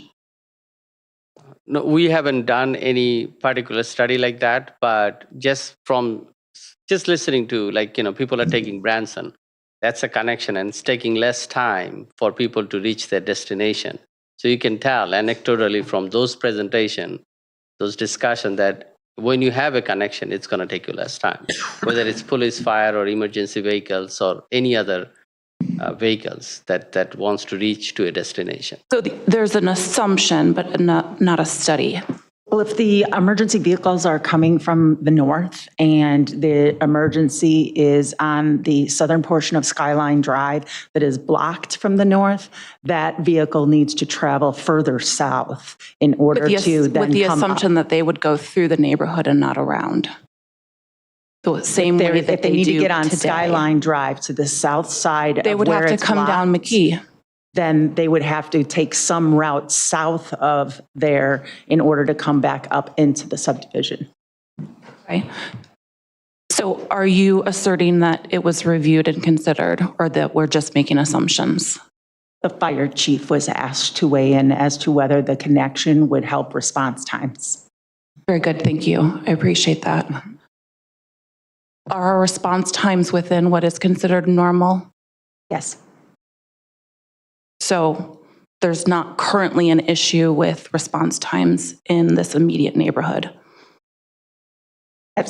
Anytime you can reduce response times is preferable. That's fair. There was a comment, and I apologize with the poll, I don't know who made it, but there was a comment earlier from the council upon carbon emissions being reduced by the connectivity. That was me. Can I get a show of hands from our citizens to say who would no longer exercise in the immediate neighborhood and would be driving somewhere else to go walk or bike or work out every day? It's definitely a fair point, but I think my point is there's more math to be done if we actually think we're going to reduce carbon emissions by connecting this neighborhood.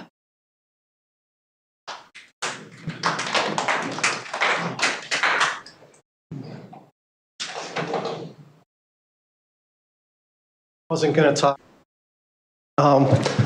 Dave Kettleson, I might be the reason you guys are here.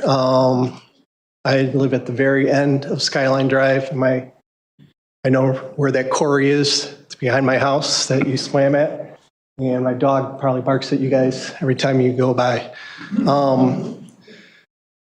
Just a couple things. Mike Apps was out outside my house, and I asked him what he was doing, and he had painted lines down the street that said he's going to look into having another fence put up there.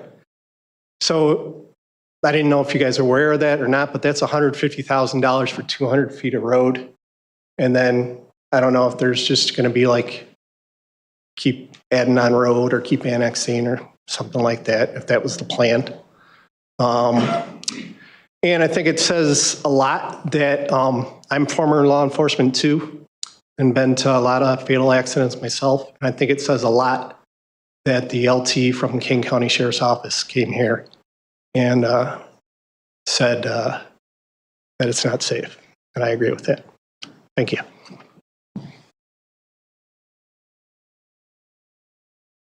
I like that fence. I don't think it's bad. Sorry. Just to clarify with the president, or the presence of Kane County Sheriff, I had reached out to them for comment if they knew about this at all or had had any past concerns about this. They hadn't had any issues with EMS response time, any police response times with this. As I understand, it's kind of whoever's available, first come, first serve. So we will get Batavia police who respond in Spring Green if they're first available to some sort of call.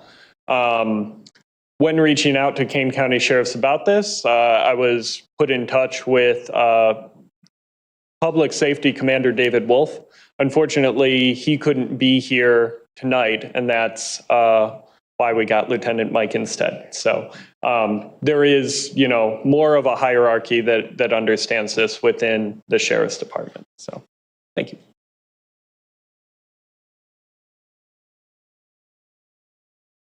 Anybody else?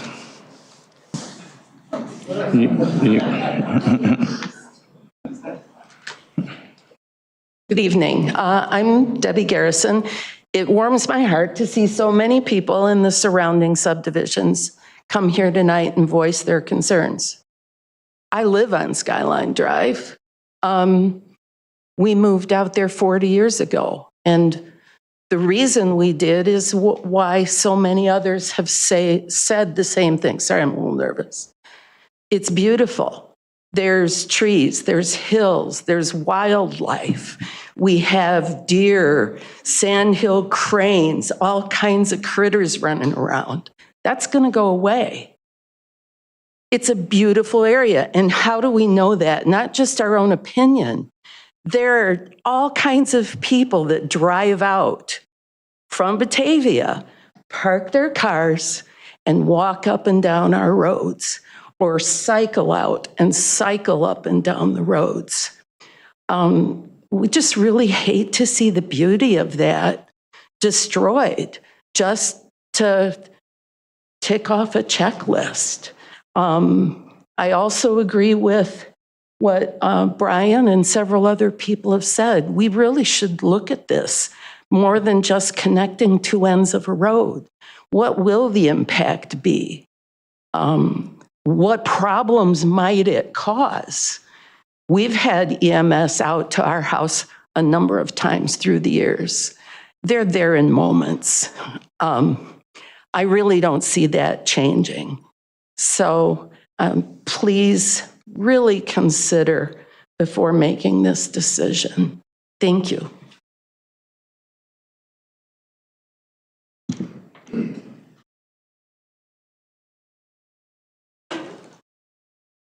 Fearful more people that haven't talked yet, so I'm just going to try to conclude real quick.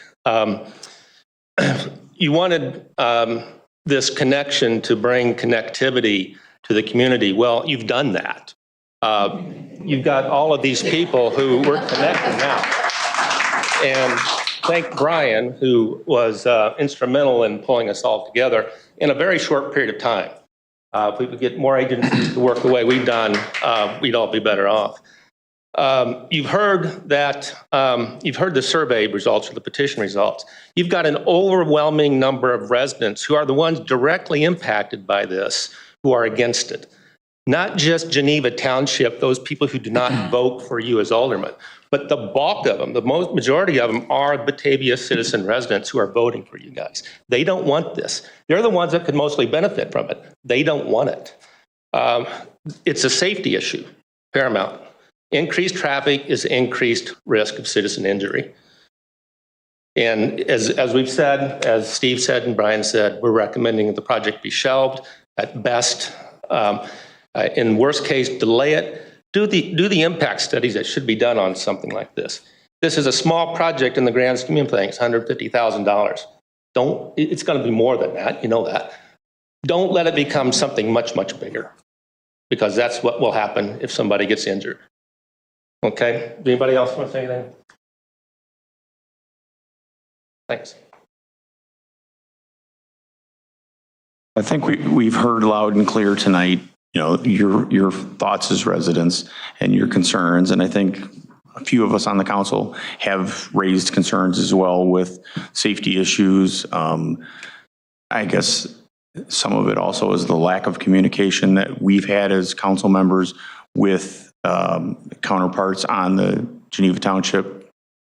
I think we have to have definitely more discussion about this, and we have to have more answers before we make any kind of decision. So I think the group of you that galvanized together pretty much immediately achieved, I think, what you wanted. I don't know that anybody sitting up here is ready to vote on anything tonight or in the near future. So this is going to be something we're going to have to go back and look at again. Is there any direction for staff for actions to take at this time? I would like to see us have a meeting or have staff have meetings that maybe a few of us as aldermen could be present at with the Geneva Township representative. We can realize that they are absolutely opposed to this. Right. And one gentleman even brought up that Mike Abtz has said that he will put a fence on the township side should we move forward with this project. So, yeah. And then any suggestions for additional infrastructure on their side, they said from the township perspective, because of the cost of future maintenance, they are not interested in that either. Okay. I mean, I heard a lot about the concern about safety, but nothing was like definite. There's that fear. And so I guess the question would be is to maybe have a conversation with also Kane County, bring them in to get some of what their opinion is. And they have longer ranging plans than we do or Geneva Township does or anybody else in their, 2020, 2030, 2040 plans on where they think their roads are going, the ones they control. Is that a road that is under Kane County jurisdiction or is it under the township jurisdiction? Skyline is township. I think so Jen's Kane probably County, bringing up But I like mean, from the Fabian safety standpoint, since it's Kane County that would, patrol that area. I don't know that they do. I think the township controls that area. Who patrols it though for speed and everything? If there's that, who if that we're to open up, whose responsibility would it be to, patrol that for that speed? Because that would be the thing that would come, anytime you open up a road of who's going to patrol. Everybody says, somebody's speeding past my house. We need somebody to come out to patrol. So we did have the lieutenant here who was from Kane County Sheriff's Public Protection Office. Is there someone else from the sheriff's office or, because they're the ones who would be enforcing things out there. So I don't know if maybe Chief Mazza has a counterpart over there to have that conversation with. It would be the sheriff himself. I think that to get not only from them bringing their side, but also going to them and speaking to them. So ask Sheriff Hain to weigh in on it, the safety of it. Okay. Any other actions that you're wanting staff to take at this time? I mean, is it out of realm to do an impact study for the potential of what traffic may go there, especially knowing that there's going to be a light that's going to be put on Wenmouth? I mean, what I hear and what I see is that traffic that backs up on Wenmouth are the people that are trying to go to Mill Creek and not people really trying to get to the neighborhood. And that is where the traffic comes up. I think that this connection would help those residents that live in the northern part of the neighborhood to get home quicker. I don't see it as a see-through, but, I'm not a traffic expert. So I don't know if any other aldermen feel the same way about a traffic study or the impact that this would have. I do. Well, I mean, I've already expressed that I don't think that this is just because that the old wooden gate and the trees are taken down and the road's connected, it's going to suddenly become the thoroughfare. Because like I said, I've been in this town since 1976, and I just don't see it. I mean, people are going to use the main roads. They're not going to, if you have to zig and zag to get even through there. And I mean, Chris, no talking in the audience, please. I agree with you, but some of what we've heard, if we need to be able to justify our reason for doing this, I think that is something that we need to do. We need to be able to present. We could all sit here, and that's all we saw tonight. That's all we heard was, this is my feel.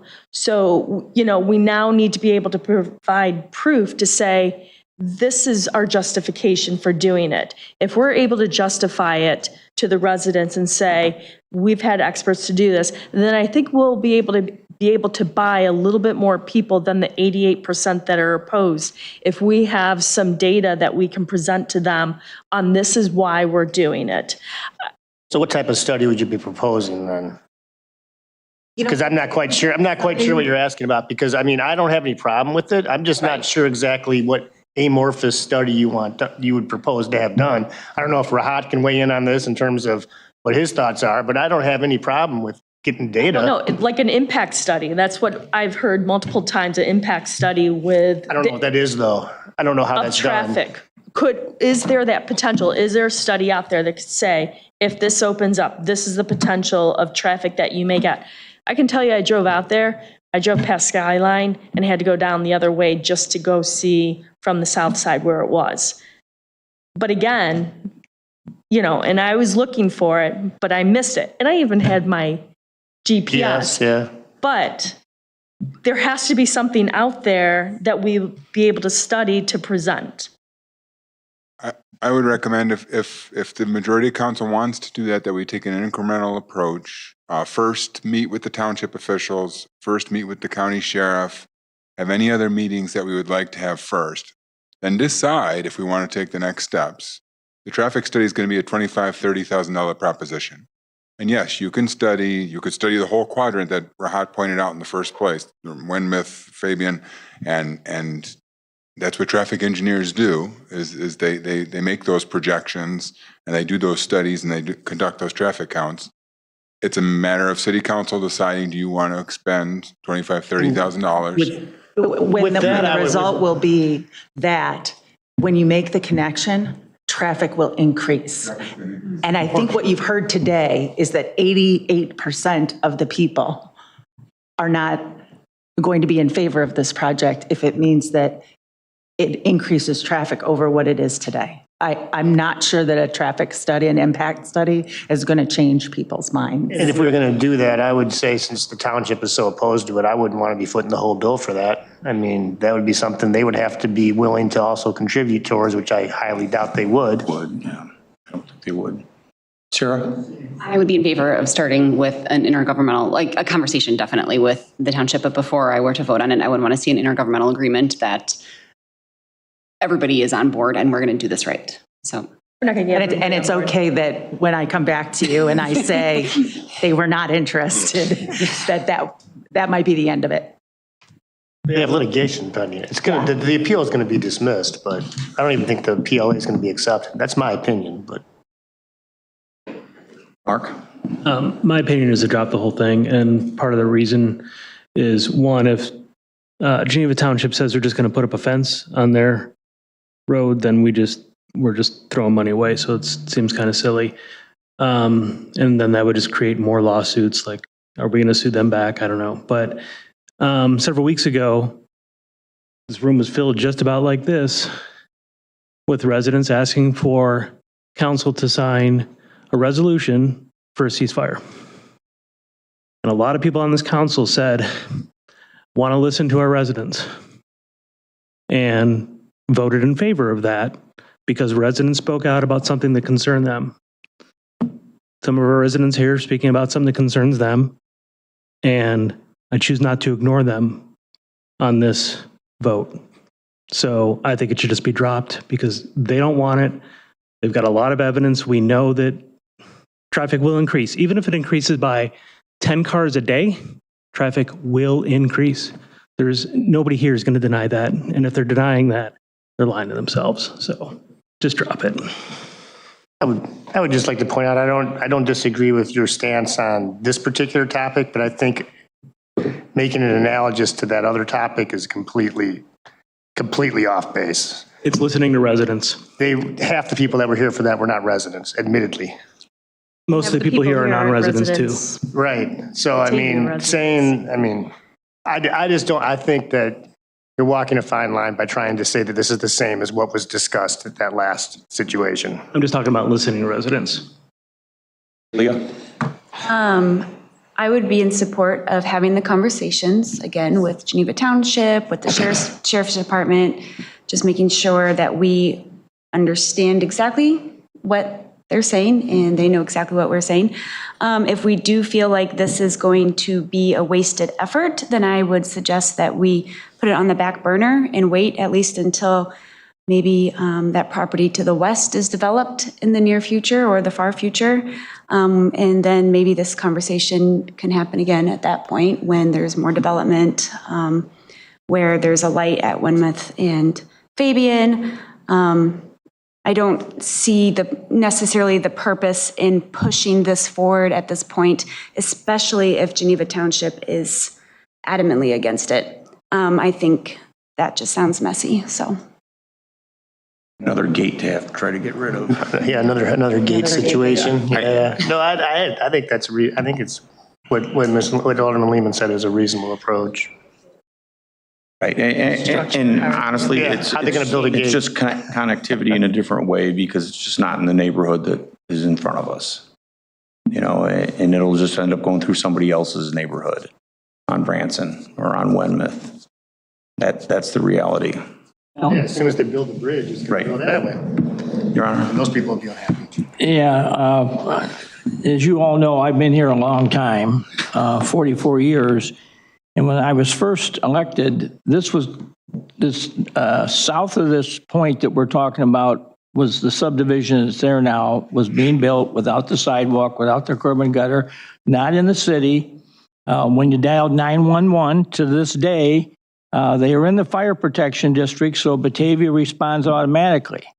They're not in the police coverage area, and so there has to be a conversation going on then with Kane County about, you know, do you have somebody in someplace nearby that you can send? And if they don't, then if Batavia's got a car free, we may go out there as a backup to Kane County, but that's the way they get police protection. They don't get any guaranteed city police protection. So that's one of the negatives of it. So there's nobody on the council anymore that was in these conversations, but we looked at that situation out there and said, this is kind of not a good way to be doing business from a city perspective. So from that point on, everything that kind of got built out in the Randall Road corridor, I'll call it, all got annexed into the city. All got curb and gutter, all got street lights, all got the proper size lots. And they got all the city services, the street sweeping, the snow plowing, the fire, the police, the whole bit.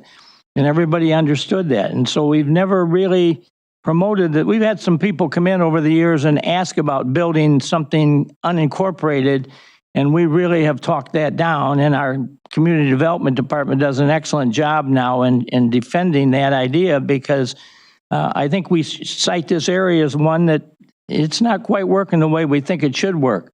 So I don't really think this is a good idea that we agree to this, because if you go north of this intersection, I'll call it the intersection, you got curb and gutter and you got all the city services. You go south of it, you got come see, come saw there. And obviously the folks that live there don't want to be in the city and have this issues of which they've cited. So as far as I'm concerned, we can just pack it up and say goodbye to it. I don't think that we should go any further with this thing, given the contention we hear from the residents. But I would tell you that, you know, that's something out there someday that people are going to have to probably deal with, because, you know, you got the water issues, the whole thing about where you're going to put your garbage and who's going to be the garbage man and where the streetlights are and who's plowing the snow and the whole bit. Now, the townships do a pretty good job, but I think there's quite a bit of difference between them and the city. And of course, tonight here, I think it's quite evident that, we've been very good to listen to these folks, and I have no problem that we did, but they're not most of these folks are not a constituent of anybody on this city council. Alderman Vogel said, well, there's a couple of you, but Alderman Vogelsinger lives right next to you out there, so she's right on the turf, but she's in the city. So this is kind of a sticky wicket, I guess I'll call it, where you got the situation where people have the rights, but they don't really have the authority to do stuff. So it's a problematic thing. So I'm not sure we're gaining anything. We've wasted a lot of time tonight here having this conversation. It's probably good we did, but I'm not convinced after listening to it that we should go any further with this.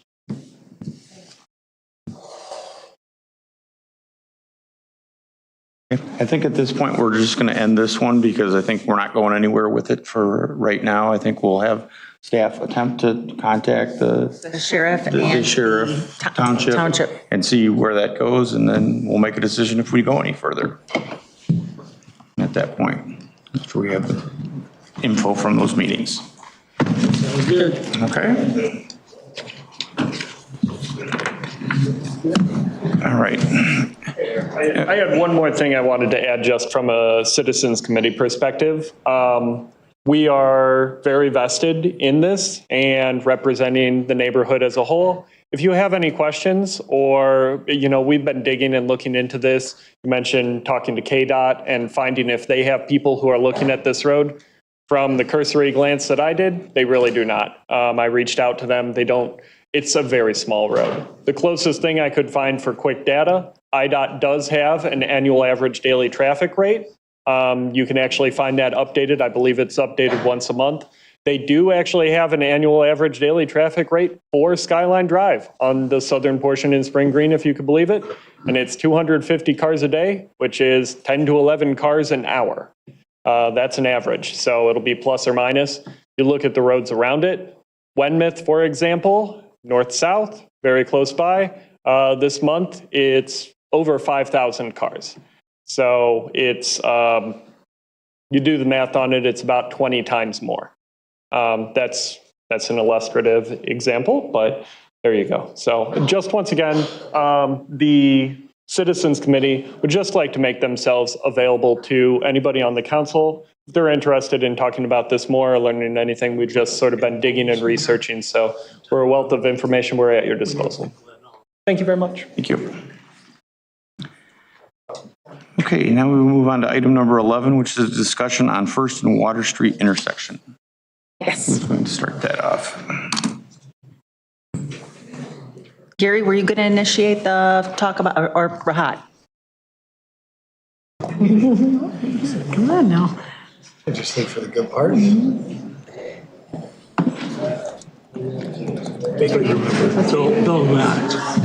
We'll take a quick break here and just wait for the room to clear here while we get into the next discussion.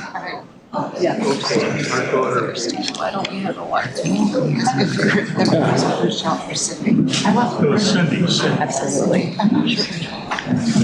I mean, I get it. Have it on my screen.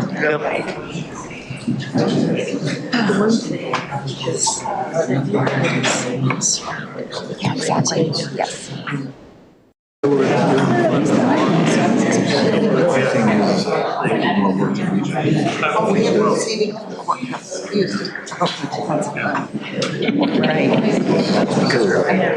What are we gaining if this many people really care? Jesus. Yeah, you can check the I'll just wait a few seconds. Yeah.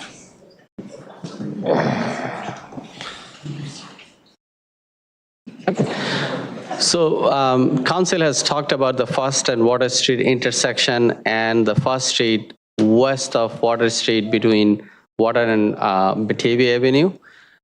So engineering has looked at different options and wanted to bring this to your discussion so that you can decide and give direction on which way you want to go with this. So I just, like the other presentation, just showing you what the street looks like. This is the first street at the Water Street intersection looking west. You can see a pretty uphill going to Batavia Avenue.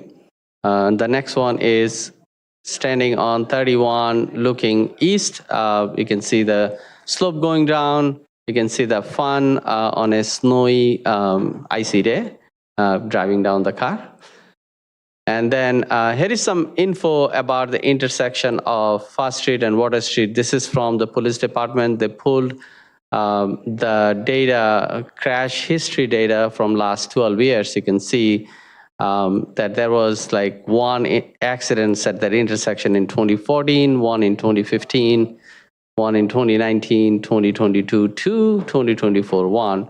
So 5 crashes versus car. So car versus car crashes. One was a car versus bicyclist. So just wanted to put it out there so that you can see what the crash history is for that intersection.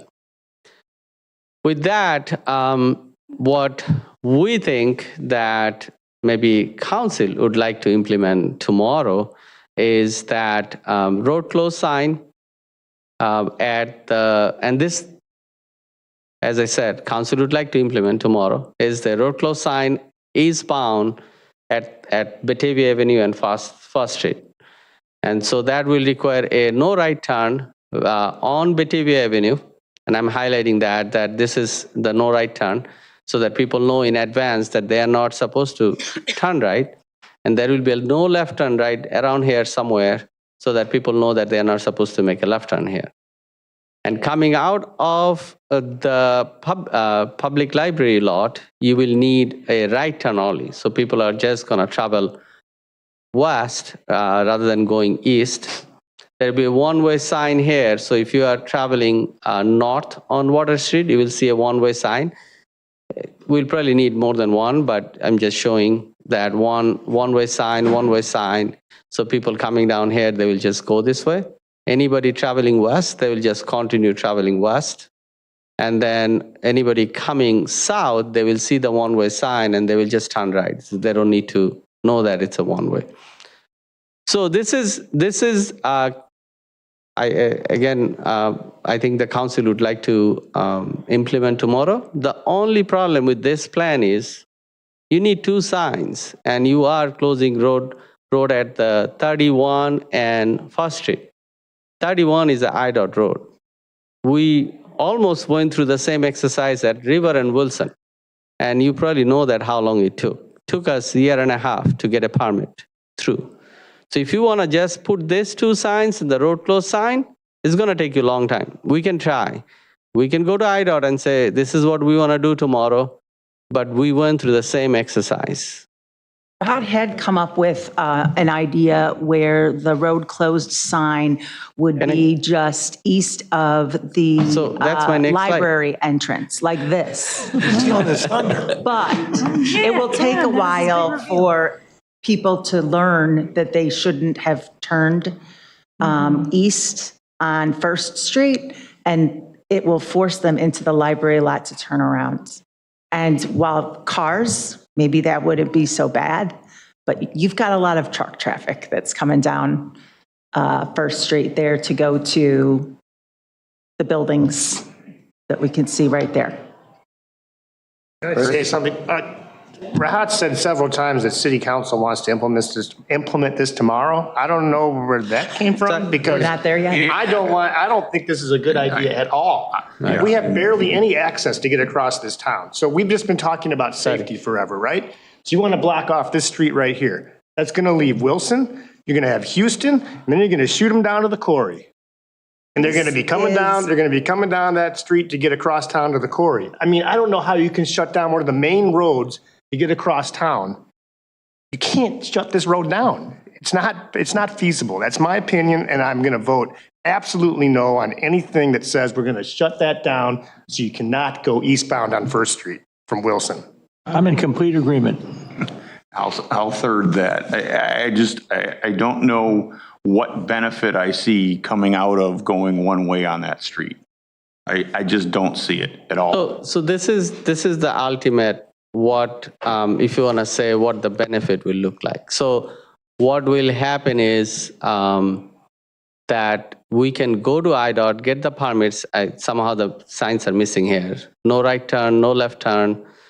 Then you extend the curb. We talk about curb extension and all that. We can extend the curb, make sure that nobody is going into the one way. We'll put do not enter sign. And then you can have parking along the closed section of that eastbound. And then you can have stop sign at these intersections. And then you can take out the BEI sign over here, put in sidewalk. And we have planned how we are gonna route the water. And then you can have a crossing over here, pedestrian crossing. If you want, you can go even more broad. You could have a plaza over here, make a connection to and that's something that I think council looked at long time back. There is a plaza that connects to the Batavia library. So this could be the ultimate improvement, but that improvement will take a long time. It's gonna take engineering, it's gonna take IDOT permits and all that. But this is something that Laura just talked about, could be implemented without going to IDOT, could be implemented fast. It has, if you are a resident of Batavia, you'll probably go to that, make a right turn and go into the Batavia library a couple of times. Then you will learn that the road is closed and you will not do that again. I'm not taking a position, but I'm just saying it's like if you are traveling down on River Street, right? You know that it's closed. Now you know that it's closed like Thursday to Sunday. So you don't even make an attempt to go there, right? So it takes a few try, but it can be implemented. What Alderman Solfa was saying is also valid because there are a lot of folks who, when heading northbound on Route 31, use that to go over to Shumway in order to get onto Wilson Street. And so you will be forcing more people north and making the right-hand turn from Batavia Avenue to eastbound on Wilson Street. We already gap people up from turning left. It's a traffic Well, nightmare. It's a traffic nightmare. or you're going to force them down Main Street. Main Street, to yeah, get to Water Street. And then Water Street will see all that extra traffic. Right. Or you're going to force them down one block more and they're just going to be going down right to the entrance to the quarry where everybody's walking, where we're trying to make that intersection safe. Has anybody talked to the library and got No. their concurrence? I have have. not yet. And it'll be an interesting conversation. I agree with what everybody's saying here. I really appreciate staff like doing some research and trying to figure out how to help make this safer. And I think there's some other really good ideas we can talk about tonight about specifically about that intersection, about traffic calming and visibility and making it pedestrian, more awareness. But I mean, anybody who's been around a while know that Alderman Solf and I don't always agree on things, but I do agree tonight. I'm going to note that down. Yeah. Write that down, yes. Noted. That I really, I do see this as being a complete nightmare, especially in the morning and afternoon school traffic when people are trying to get across town. Like, there's already traffic backed up, or backed down, I guess, 31 from, and then, up Wilson when the high school gets out, and then it would just, I think it would cause a lot of traffic issues if we closed. One of the recommendations that had been presented to City Council before, this was the only one that the Batavia Active Transportation Advisory Commission suggested as feasible. I was at that meeting. They also liked the the bump outs, and they said that when they came to City Council and presented to us. Well, the bump out is part of it. Oh, the bump outs on the corners? The curb extensions, yes. Okay, I'll have to look back at Steve's email to me. So, yeah, I mean, I get that have a impression. couple of slides on that. Like if you look at how a fire truck will turn, you can see that none of the corners make it right now. So if you are on a fire truck and you are traveling north on Water Street and you want to go east, you have to go into the oncoming traffic. So four-way stop makes sense at that corner so that people stop and they go and fire truck can makes turn or a big semi truck can makes the turn. Is there a reason we aren't talking about the four-way stop? Or did that come up before I came on? And Why we aren't talking about a Yeah. four-way stop? Because of the grade of the hill. In the wintertime, there's the danger that someone would slide into the intersection. Going downhill. Yeah. Yeah, I take that way every day. Just also wanted to reiterate that I completely agree. I don't see the need to restrict traffic going back and forth across town. I just want it to slow down. And this intersection in particular needs pedestrian infrastructure and it needs the cars to slow down. So I think that we should focus on those two things. I'm confused about your comment about the fire trucks, because certainly the intersection in my neighborhood, fire trucks get around and they are not nearly as wide as any of those turn radii. So I want to investigate that a little further, and I want to revisit the conversation about closing up those corners and making very visible sidewalks and crosswalks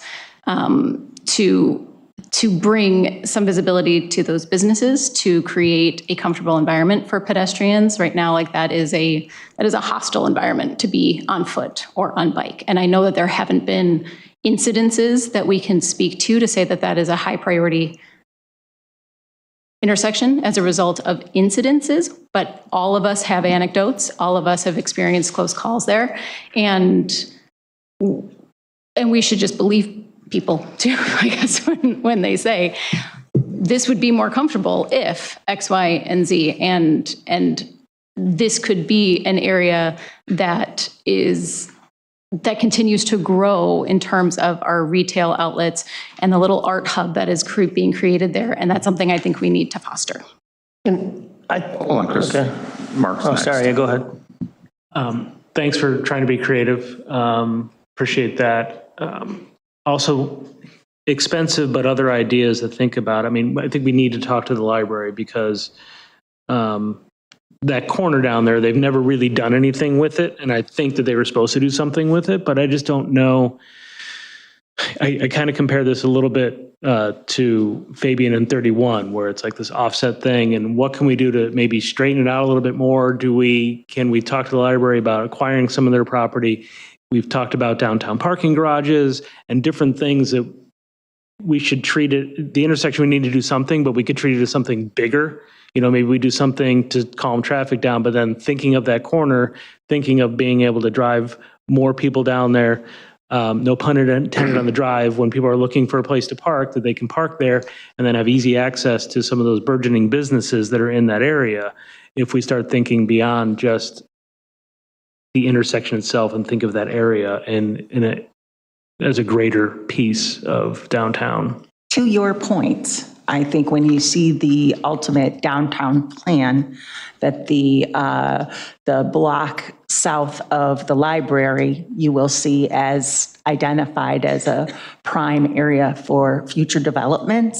And when that happens, might be a perfect time to implement some changes that could make this more safe and more attractive. Well, I know there was some talk about maybe even like, the parking garage area to Alderman Ewer's point. And then, in terms of something, if you want to make it immediate, which is not going to totally be kind of like crazy with changing traffic around, I thought we did talk about like painting the intersections. I mean, that's something fast So I and easy. found the email and it said number 1, best, convert to the one-way. Number 2, better, reduce distance pedestrians and cyclists must travel by strategic use of both paint and bollards. I mean, because I don't know about necessarily, we talked about that before, and I didn't really know how the bump outs would work too well. But I mean, I think everybody was kind of in agreement, go ahead and paint it, make it nice and visible, I mean. I was down there last Friday night and just standing out there waiting to get the lobster sandwich. And watching people try to traverse that intersection from different corners was really interesting to watch how people tried to do it and how they tried to watch out, especially the cars coming down the hill, to try to dodge what was going on out there, because a lot of people just don't realize what that intersection is like. because it comes up so quick as you come down that hill. And to see people try to manage that or try to figure out what to do out there, how they came across, was almost frightening. That's why I think it'd be real good if you know, in terms of directing, if you're painting and you're painting across east-west, and then you paint the other crosswalk at the eastern edge, and you make it so that it doesn't look inviting on the, you know, the western edge of that. And it almost has to be an obnoxious color so that way everybody realizes it's there. You direct them and to you there. have direction with it. You know, something that really stands out.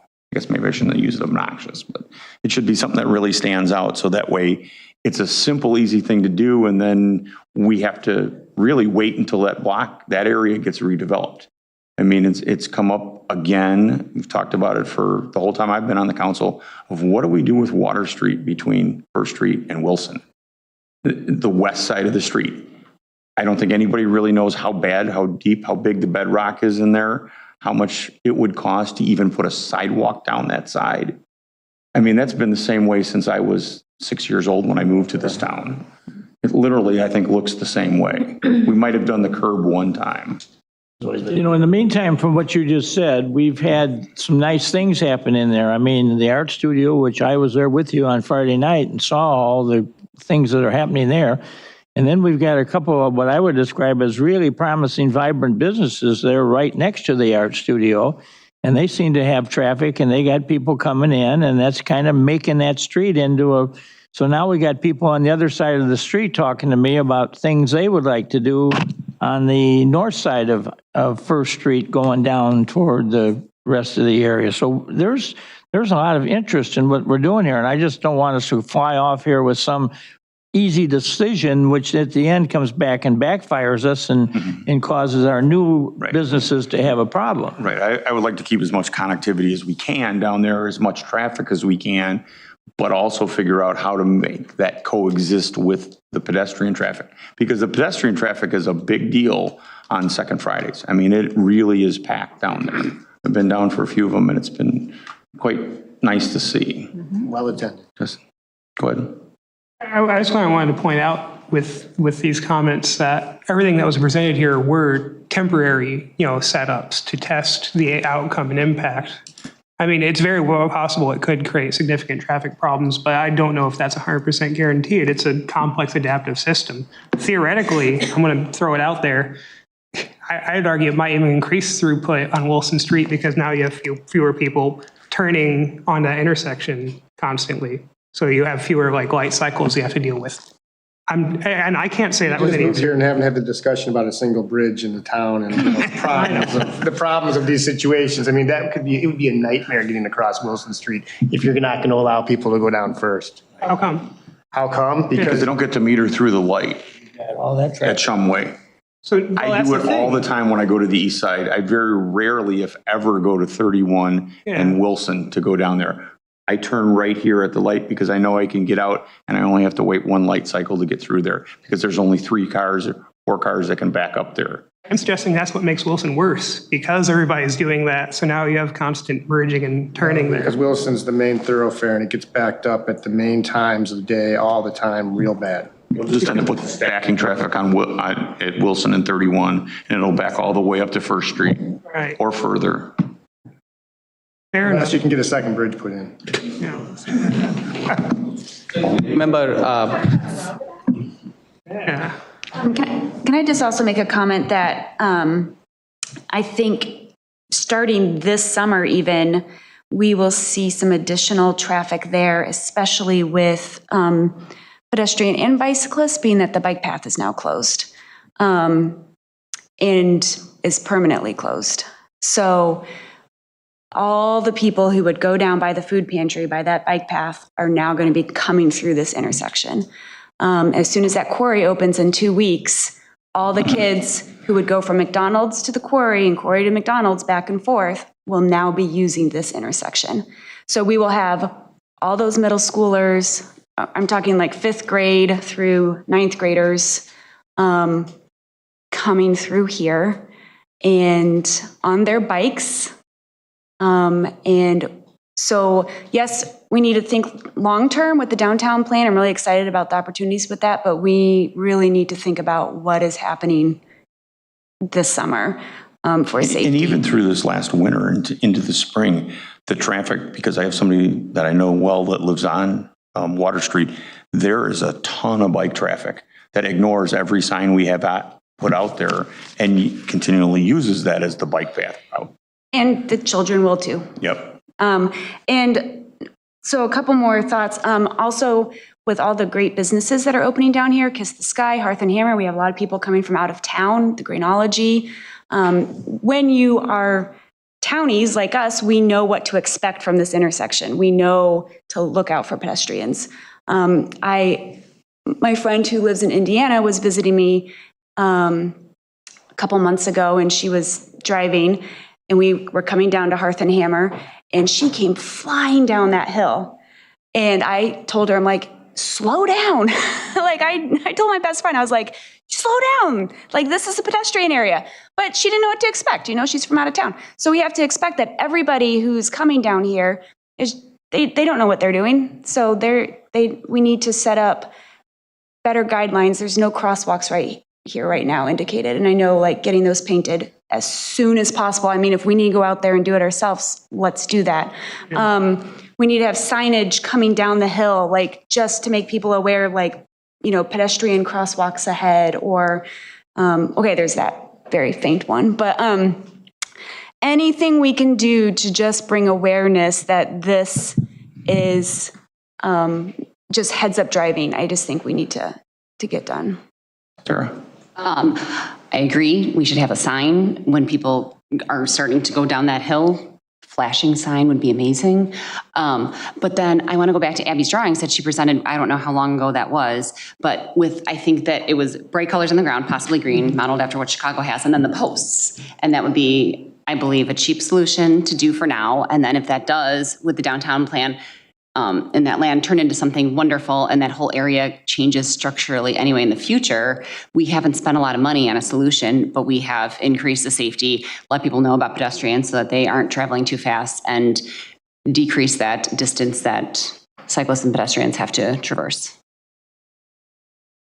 Yeah, I was going to say the exact same thing. That would not be a permanent solution. Ideally, it is something more like what you were showing, where we're doing improvements, curb and gutter down First Street to slow people down as they're going down the hill, that we're directing the stormwater away from the dock, that we are implementing more of an ADA situation there. But I don't know what we're waiting for to do that necessarily. I know it's maybe with a development, maybe with more TIF money. I don't know what we're waiting for. Maybe we just budget for that in the future. But right now, tomorrow, we could make these improvements. We could make it more comfortable. And I think we should. Gary? The Google Street View isn't a good representation because the north leg of the intersection doesn't show the crosswalk that's out there. Yeah, it's 2018, that's why. Sorry. What we can do tomorrow is take the west leg, which he's looking south, so it's opposite of what you would think. If you look north, yes, there's the west leg, and you take the north leg, which isn't shown on there. Those could be made into high visibility crosswalks, which is basically the big 12-inch wide ladder style crosswalks. I mean, Rahad already ran the turning templates to show you what happens with a fire truck through the intersection. So if council wants to make that intersection tighter or reduce those radii, it just is going to lead to functional issues in that intersection, and you got to decide functional issues versus the pedestrian issues. Painting green or painting colors, we go round and about on this, and that's a council, ultimately a policy decision if you want to go away from the MUTCD, because that is not in compliance with the MUTCD. But if council wants to do it, actually, I was going to say, we still have an attorney sitting next to us. He can advise you as to what you would like to do when you go away from the MUTCD. But the thing we can do tomorrow is the high visibility crosswalks. That's the one thing that can be done. The ultimate plan that Rahad showed, yeah, and Alderman Beck alluded to it, we need to address the stormwater issue, which if you want to rebuild the road, that's certainly a possibility. You'd have to raise the whole south curb line to push all the water to the north side. or eventually address the loading dock issue. So that's what's been sitting out there for years. That the only way you're going to get the south and the east crosswalks in is to address the drainage issue. Is that the topography out there is just messed up? Yeah, it'll send the water into the ADA depression on the curb, and then that water just rolls right down to the dock door. Abby? I sent around the emails that I received from the Metropolitan Planning Council, CMAP, former State Rep Steve Anderson, who else was on that list? Active Transportation Alliance, about the liability issues being a non-issue, that MUTCD regulates traffic control devices, that roadway murals and bump outs are not, roadway murals specifically, another street painting that's not in a crosswalk is not considered a traffic control device and therefore not regulated by the MUTCD.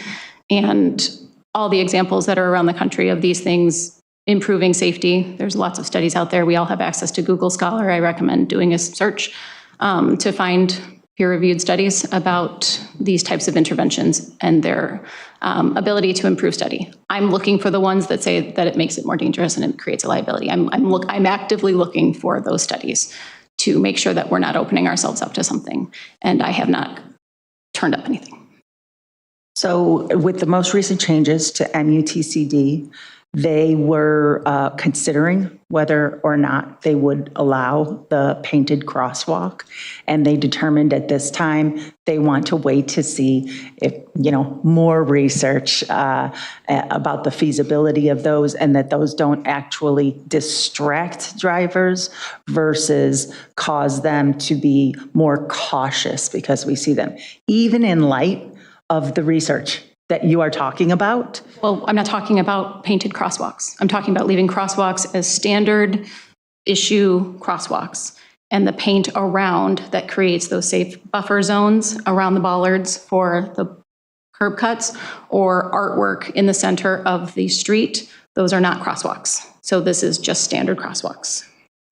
Now, I'm going to throw a moment of history here just so everybody in the room knows it. The southwest corner of First and Water Street, going up the hill there behind the laundromat or the cleaners, at one time housed the largest greenhouse in the community of Batavia. And it went all the way from Main Street all the way down to First Street, and it was built on the side of the hill. And so I am told that one of the problems that had is that they were constantly in there all year long watering everything. And a lot of the water ran out, and the intersection at Water and First Street, some things were done with it to kind of make this water kind of get out of there real quick because there was so much water coming into it on a daily basis from all this watering that was going on in the greenhouse.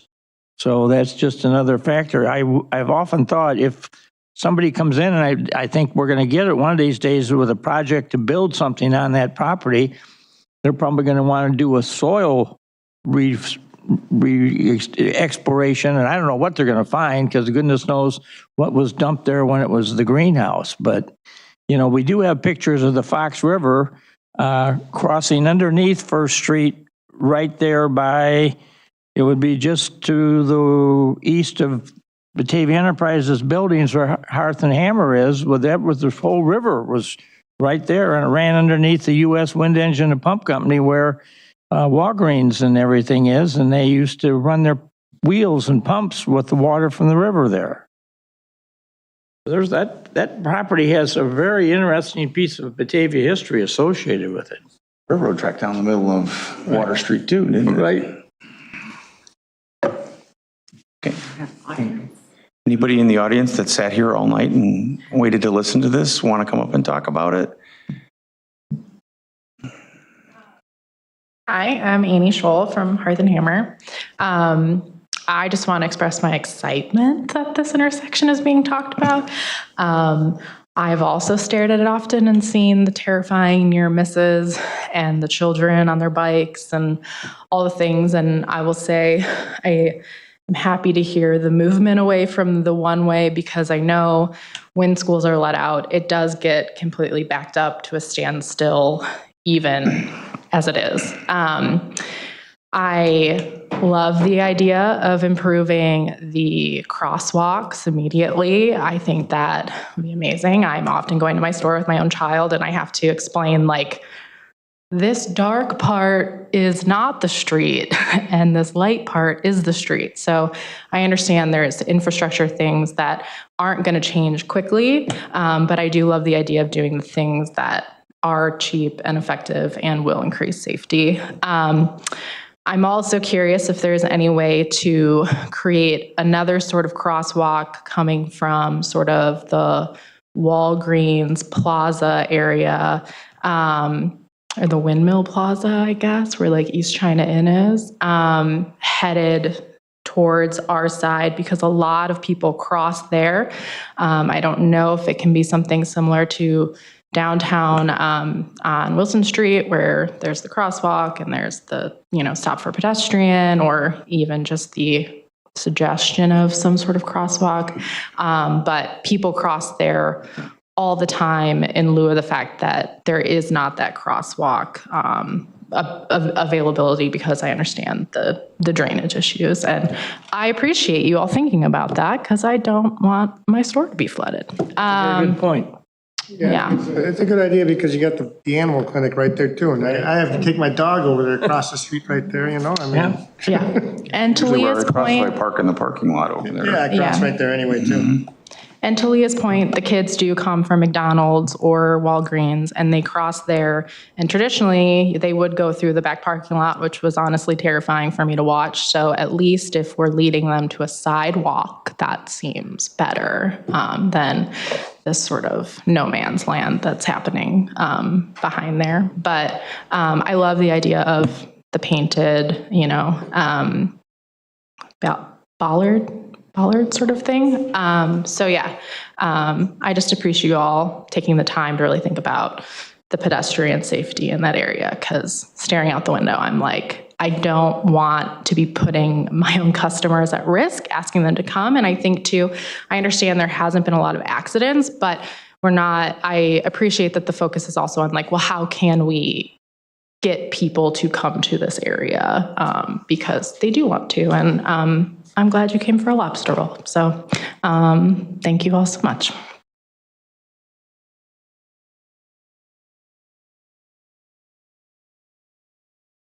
Hi, I'm Ed Stetter. I'm the managing director at Batavia Enterprises. And at this point, I think I'm just here to say something so that my boss knows that I waited this long. But really, though, I appreciate the city's consideration of the new businesses that are in the area. Obviously, the one way is going to make going to work very, very difficult for the hundreds of people who work in those businesses there. I think the only thing that might have been overlooked, too, is the backtracking that's going to happen going through the plaza. And that's a very complicated spot already. So if you direct more people over to Wilson and they have to come back, that's bad. We look forward to working with the city very closely on a comprehensive solution for this intersection, because we recognize that changes need to be made. And so that's the only thing I'll add. Thanks. We'll be talking to you again. Anybody else?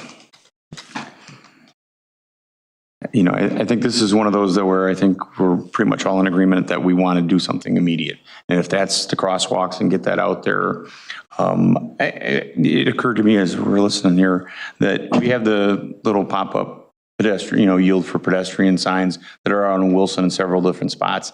Is that something that we could use, especially coming down the hill on the west side of Water Street? Could we put one of those out there in the center lane?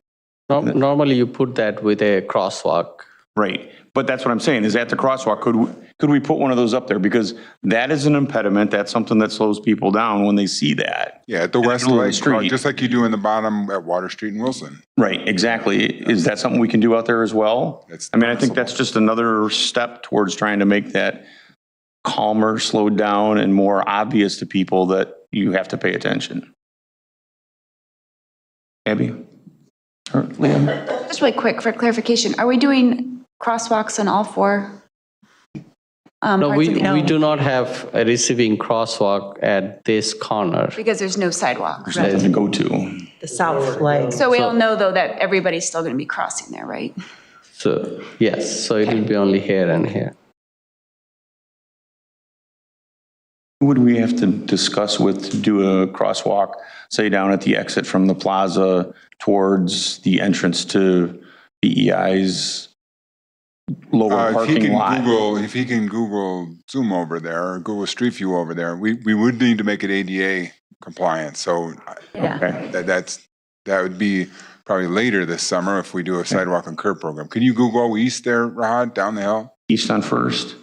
Because I'm trying to think if there is an ADA at the end of the plaza, like the entrance to the animal hospital there. I think there's already an ADA Right there, Rod. Right, turn around. Yeah, we got something. Okay, you're making me sick. Yeah, that's what I'm worried about, because I know the comment was made, keep going one more notch and then turn north, Rod. One more notch and then turn north. Because Google takes you a little bit too far. Yeah. All right, so right there in front of that white car, though, is the sidewalk that was referenced. And if you look due south from that, just turn, don't move. Due south from that puts you actually in the driveway. So you don't want a mid-block crosswalk that's dumping you out into the driveway for BEI. What about right there, though? Yeah, you have to do the mid-block crosswalk there. I mean, move to the west of the driveway. Yeah, just to the east of the driveway. To see the right there and there. Thank you. Yeah, that's it. Yeah, that'd be a good spot, though. Yeah. Yeah, there's nothing wrong with that being a mid-block crosswalk. I don't know that it'll accomplish the goal of directing kids onto the sidewalk. I think it would help. It's going to help pedestrians. I think for people that use the parking lots, in general. the only thing I'll say is one at McDonald's works really well. BEI might not like the fact that we're making it easier to park in their lot and then walk over to other buildings, but they are their buildings, so it should be okay with them. Well, it's our public space. I just know how protective they are of the parking spaces they have. This is true, there's signs. Yeah. There's a Right few now, I'm signs. sure, Rod, you can look. I don't know that I don't know that that's set up legal right now for a crosswalk, but we can make it to be. Yeah, we can make some improvement right around here. Improvement there with sidewalk and We might have to, take a few out. Because again, through the winter months, when there wasn't a lot of snow, there was a lot of people that were going that way to get down to the indoor farmers market and not always parking there, me being one of them. That's a pedestrian traffic path. That mid-block crosswalk, I'm going to guess, is going to function much like the one at McDonald's, which actually functions pretty good because the visibility is good. The one mid-block crosswalk that scares me to death is the Foltos crosswalk. I think it's a terrible mid-block crosswalk because it's constantly blocked by parked cars. Yes, or parked SUVs or parked trucks. Yes, that one I think should disappear tomorrow, but that's my 2 cents. This would be a good spot, though, I think, because you're directing, people just got to get used to it. They get educated. This one's got nice go down there and visibility. across the street instead of using the intersection that everybody's scared about. I usually take the city attorney's office call that way. Now you have a crosswalk to do it in. This one won't happen until later this summer, though. And that's fine. When's the sidewalk and curb program going out? So City Council awarded this today, or next week. So probably sometimes I would say July. Yeah. We can probably get that done. Abby? In addition to the crosswalks, can we take whatever vote needs to happen to talk about the painted corners and bollards as well? Yeah, that'll be up to City Council. I vote yes. Me too. We just need, besides just a generic statement, though, we need to know what to do. So you guys need to provide specific direction as to what you want. I've heard painting, I've heard colors, I've heard bollards, I've heard bump outs, I've heard everything. So you need to provide us with direction as to what you want. So as far as the crosswalks that we talked about. That's the problem, we keep hearing more ideas. Right. The crosswalks that we talked about, the 2 legs that you could do the high-vis crosswalks. Yep. Do we have to take that to a council meeting and vote on that? Why Or is would that just something we could make direct it staff all to as do? part of your motion? Why don't you just do one comprehensive motion for everything that you want out there? More visible, that's going to slow people down. I think those corners. The painted corners that Abby presented a year and a half ago or whatever would be something that could also, it's not a crosswalk we could do that ASAP for very cheap. I think that would be perfect. I'm looking at pictures of cities all over the United States that have that. And it is very alarming, startling when you see it on the road. Yeah, paint. Well, I just, with my concern again, because I don't think we want to put the bollards out there because of the whole access area. And then my only concern that I expressed before with that is just because it's painted there and then people are standing in the street thinking that they're safe doesn't mean it's still the street. So that leaves me with the concern about just painting something to make it look like it's safe when it's still standing in the street. Do you think this is, I don't know, I feel like we need to bring a plan back after having looked at how to make those painted areas as safe as possible for people. Because, yeah, you are encouraging people to stand in the street, and I want to make sure that we're doing it the right way. Now, are we going to? Right now, the turning templates would suggest that a truck turning there will roll into the painted area. So that's why I need direction from City Council as to what you want, because right now I'm not sure how we prevent a truck from rolling into a painted area where a pedestrian is standing. But if it's a white striped crosswalk, they have to yield to the pedestrian. If the pedestrian crosswalk, yes. In the crosswalk. But if they're standing at the southeast corner with a painted bump out where there is no crosswalk. That's my concern. Skip that one. I think at some point you start to overanalyze it. I mean, if you haven't been downtown Chicago recently, everything's painted. So, and there's cars that roll through there all the time. It's not ideal, but it's also, I mean, I hear what you're saying, Chris, but I don't think, maybe with kids, there needs to be some sort of signage or whatever, but like adults are not just going to be walking out and waiting in the middle of the street just because it's painted. I think most people realize that that's there for cars. I mean, most people, or it designates an area where a car shouldn't be, basically is what it's saying. I totally get that, but then why would you want to just, I mean, the crosswalks I think is fine. Honestly, because it's cheap and quick and we can test it. It's not cheap when you get sued because somebody's standing in the paint thinking they're safe and then you hit. Because just because you say adults are smart enough not to do so, doesn't mean they're not. I mean, can we fight that in court? We got to be able to fight that in court. Well, and there's no examples of that happening. Like these exist all over the country, and that hasn't happened. My only concern is when we do see those examples, they tend to be on wider roads where there's more room to still have the traffic and have the bump out. I'm just a little bit leery about this intersection and how narrow the roads are here. Let's do a mock-up. I was going to say, Or spray paint if it you go or up, whatever. if you just take Chalk the paint. the aerial view again of this intersection, you can see the wear and tear of where cars actually go and where they don't go. There's so much space there of where cars are not going. That's just extra pavement. That's just extra lane for pedestrians to cross. That's a really wide road. That is not a normal. It's inviting to cut the road. corner Yes. rather than Yeah. take the full turn. Yeah. Even About for 30 feet across. a cautious driver, you still lean into it. I just want to see the crosswalks out there. Get the crosswalks done, and then we figure out what the next step is. Incrementally, we really want to try to make that a safer intersection. I'm good with that as direction. It's movement forward. Yep. But I also want to say that it took us 6 months to even have a second conversation. It can't take another 6 months to do the next increment. Like, this isn't, that's not a fair,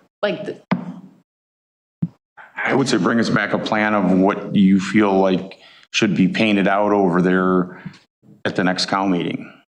my PowerPoint is not to scale, but it shows the corners, it shows the actual, I know it's not an engineering drawing, but I think we're overthinking this. I think there's. Can we request a drawing from engineering for our next COW meeting, or is that even appropriate at council? I'm not sure. We can prepare something. Okay. So you want to see all this getting painted so that I understand? Yeah. Yeah, I mean, you can make it as tight as you want. It's just that trucks are gonna go encroach into the other lane, but that's fine. I mean, everybody. If certain trucks have to roll through it, I'm not concerned about that. It's shutting down the speed demons who, and some of them aren't even, you don't do it on purpose. You're just getting about your day. And then, again, it's inviting to kind of, lean into that corner, however you want to say it, right? So I think again, we're overanalyzing a little bit, and that's weird for me to say. I think maybe it's because we're getting past that 10 o'clock mark that Leah Lehman talks about. Mentioned the 10 o'clock, but then I noticed that Susan Rousseau is still here, and we're not going to send her away again, so. But I do share the same concern as Gary that, if we paint, people are going to think that they are allowed to stand there, and that invites other things. I'm worried we're trading one perception for another. Because the data would suggest there isn't a safety concern out there, but there is a perception concern out there. And now we will have a perception of safety while standing in a painted area out in the middle of the road. I mean, I'm sorry. Is it possible, and I can't remember what your drawings were where you talked about the ballards and everything. Is it possible at that corner, that southwest corner, to put some ballards?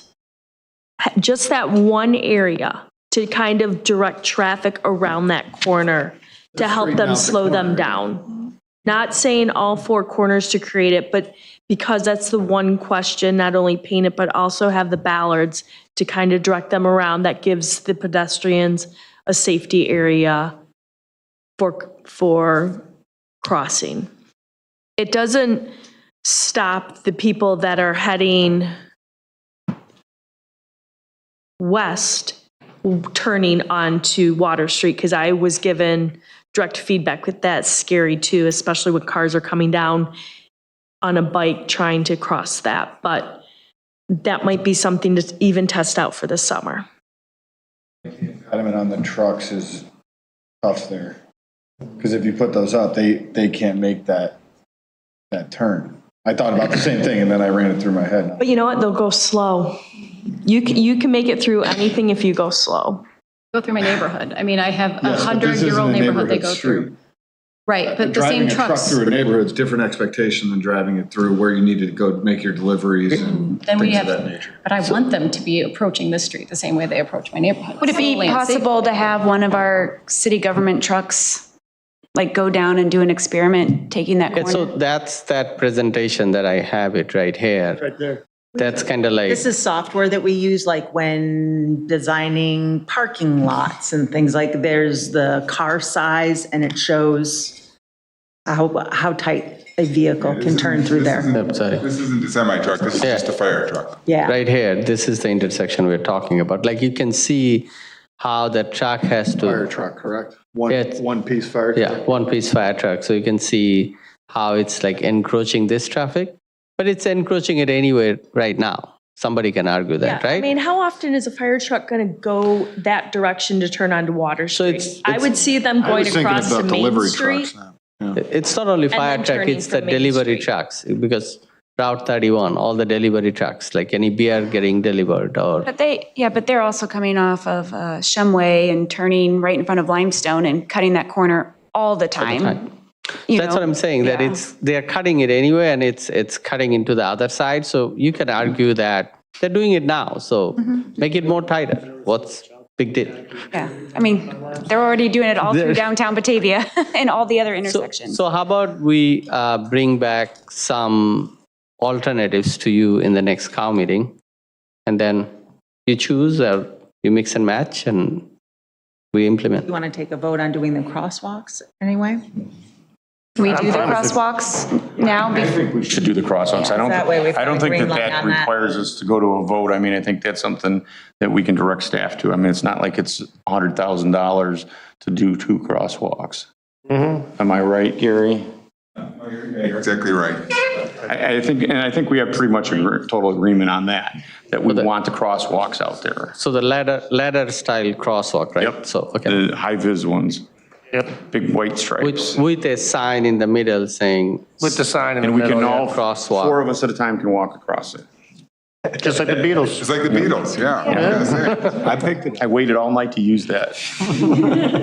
All night. Okay, we'll bring some alternatives back to you with either painting or other things. One more, Abby. Yeah, I just wanted to make one final comment too, and when we're talking about it next time, that we're only going to be able to maximize one variable, right? Like if I can remember anything from high school trig or whatever that was. Like you can maximize one variable. So we have to pick our favorite. If it's function, it's function. If it's safety, and we choose safety over, we have to sacrifice some functionality for some user group, right?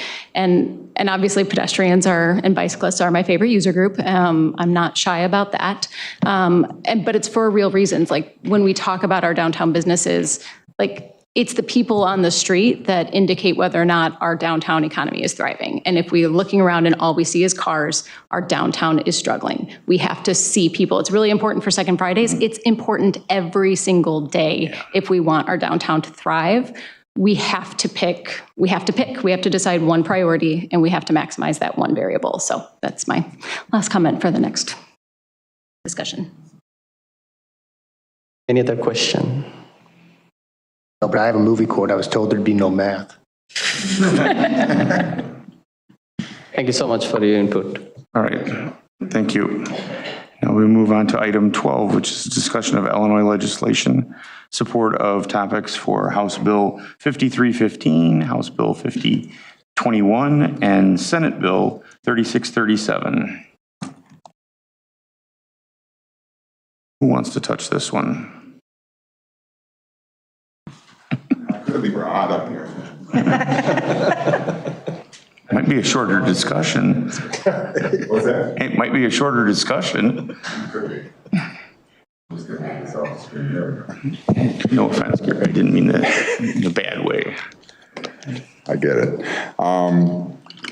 So it's been probably, 4 weeks plus since we've talked about these topics. Just to get you up to speed, right now, 5021, 3637, and 5315 are all still went back to committees. It's not to say they won't be coming out of committees, but between now and the end of the legislative session, we'll know in the next really week and a half here, because the legislative session in theory is supposed to wrap up by the end of May. So whether those will come out of committee or not, be attached to some other bill or become part of some other bill. Springfield, it's shocking, but Springfield at 2:00 in the morning has been known to introduce legislation and move it forward. So it's not over till We'll be it's awake over. for it, Gary. Yeah, it's not over until it's over in Springfield. Council already took a position expressing opposition, and then it was asked that we bring back a separate discussion for those items where council would express support. I did prepare a memo again back in April 17th, so it's been almost a month ago now since this has been pending.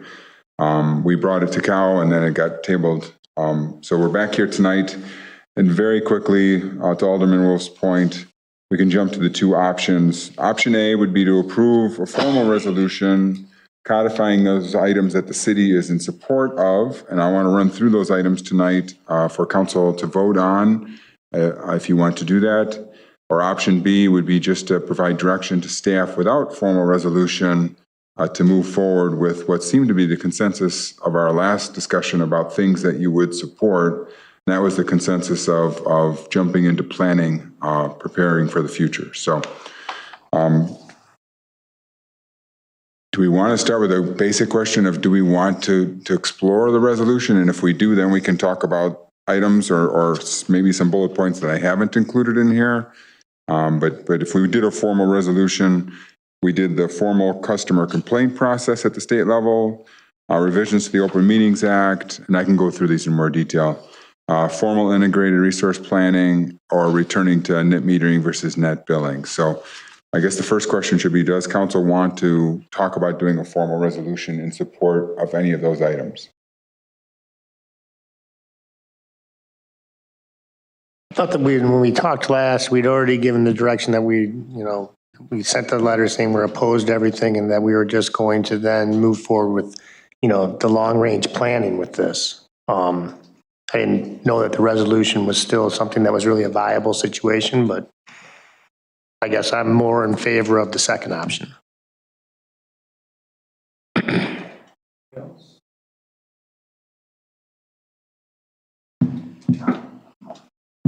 I'm going to put Laura on the spot, or Rahat, because they were both at the IMUA meeting on Friday.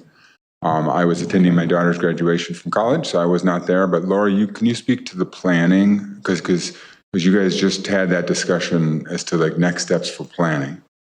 Yes. For the utility. Do you mean from the standpoint of? Cost of service, rate study, infrastructure, resource, all the above. Exactly. And, it seems to be from the legislation, the changes that they've made to it with regard to the net metering, that it's almost like the way that they're talking about it is that it's what's the other one, the billing, I always forget the other term. Net billing versus net metering. Yeah. It's almost like net metering has become net billing because they are buying into this concept that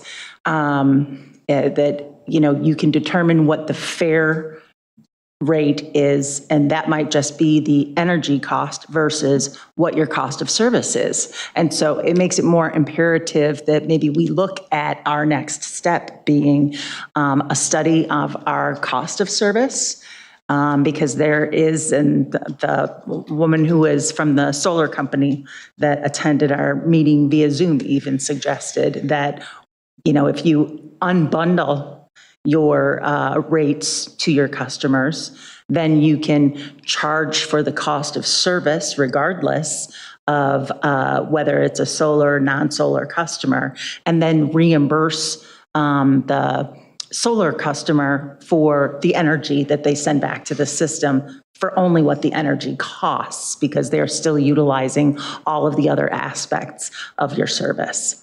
We haven't done a cost of service study, I think, maybe 2008 or 9. Yeah. So I think that really is something that we should consider as a next step. Was that where you were getting at? That's what I was getting at, but I'm probably in the camp too of multiple studies because we just finished the UIC capstone project, which started to talk about infrastructure. Right. So that's also would be a next study is taking that capstone project and really then using that as the basis for a formal and larger study on infrastructure and how do we make our infrastructure more sustainable and adaptable as more solar systems or battery systems come online. And the third study was taking both of those and wrapping them into rates. Yes. And looking at rates. Right. And all three of those are linked, obviously. But talking about, and it, like in prioritization, there is one other study that at some point needs to be done is in anticipation of the closure of the plants, where will our energy come from in the future? But to study that, 13 years from now, you'd have to be, quite the prognosticator to know what energy situation was going to look like at that point in time, in 2035 or in 2038. So we think these other studies are more important to do now, but we should, still have that on the horizon to plan plenty ahead of time for when we are able to and when we need to do that.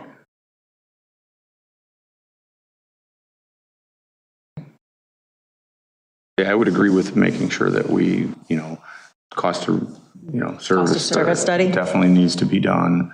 I would think that, we have to, at some point, figure out how we're going to base what we're going to do when the plant closes down, but develop a plan for that, because I don't think that it's right to do it today and then have to change it 3 times between now and then, and try to figure out how we're going to stage that out to be ready for that. Right, and more imperative is what is the electrification of things and what impact is that going to have on our system infrastructure is really the more pressing need right now.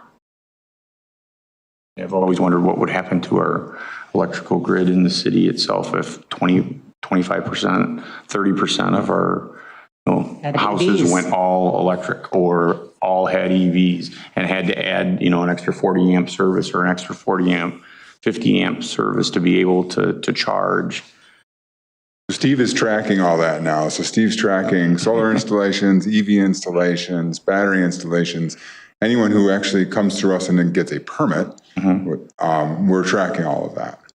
right? And to be able to develop that pattern and see, okay, over this many years, we added this many percent to our load. And then, how does that, what really is going to affect that or drive that into the future? And how fast are we going to have to be able to change to that? Or assume that things like distribution transformers that we'll have to swap out, or the actual distribution lines. Those are things we're going to need to be looking at as a system.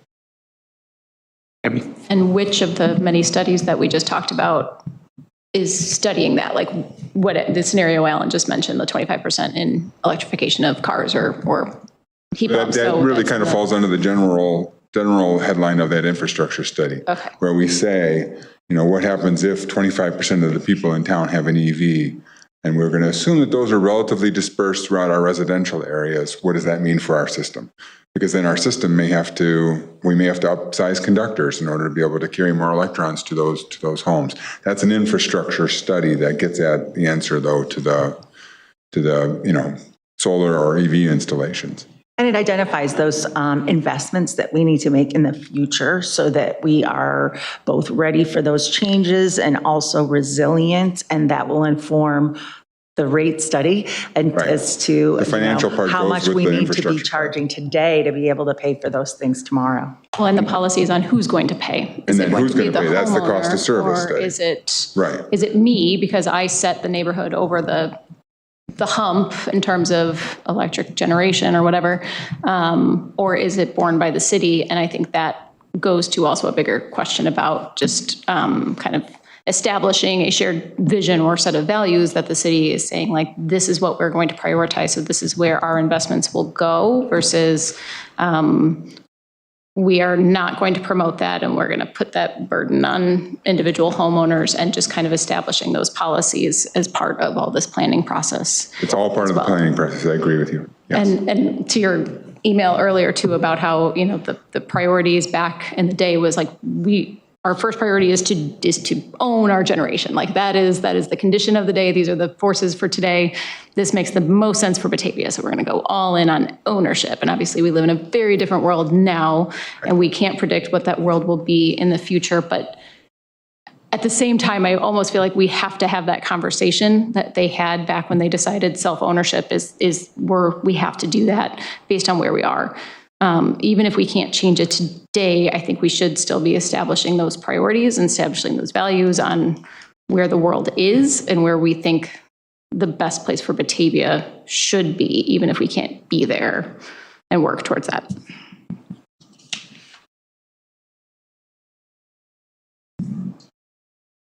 Are we going to, do you want staff to come back with the resolution on any of these bills, on the things Gary mentioned, as far as what we feel are good points? Are we going to kick those around again, or are we going to hold off on that? And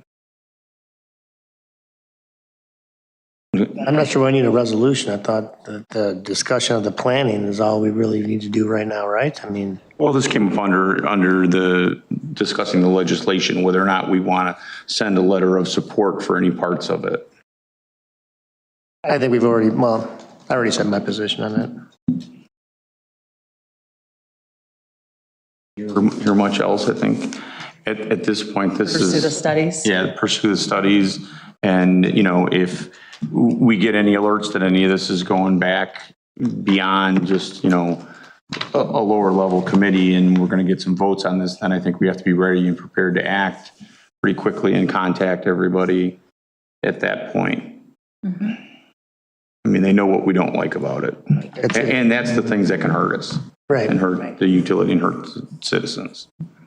I think that was the important thing to get out. In the context of the studies, we as staff would plan to come forward in 2024 with those studies and probably the associated budget amendments, because none of them are budgeted this year, but I think we understand council's desire. So that'll be on our radar to get moving on those this year. Yeah.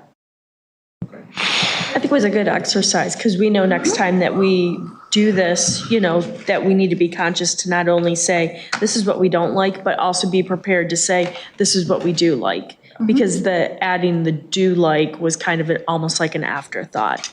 Well, So I think this was it's a good way to try to communicate with them, to not just go in and say, hey, stop this, we don't want you doing that. But, hey, these 3 things we like about this, and it's something we can support.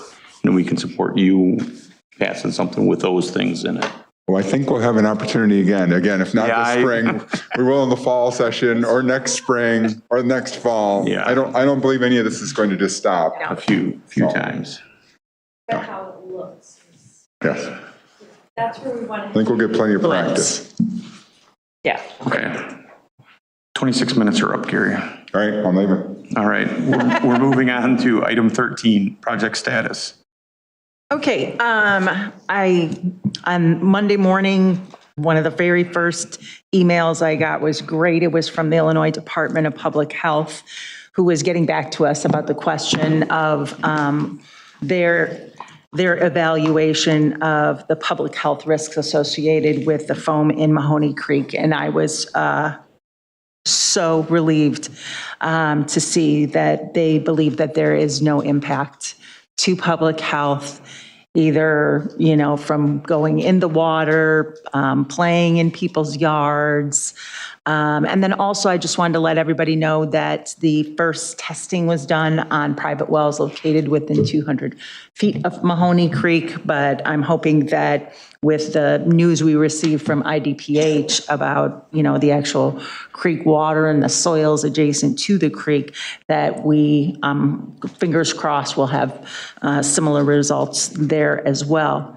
The IEPA did send a draft of their report, but there were some inaccuracies in it. So we sent that back with some corrections. Flint Group was identified as being in Geneva. And so just they're going to make those final corrections, and that should be available hopefully sometime this week. All 500 of the reusable shopping bags have been distributed, and so Lori has ordered 500 more of those. They're very, very popular. Facebook said they came in today. All right, yes, they did. The Facebook was right. Never lies. On May 3rd, Community and Economic Development staff attended a proactive preservation meeting that was, the speaker was John Curley, Chief Development Service Officer with the City of Aurora.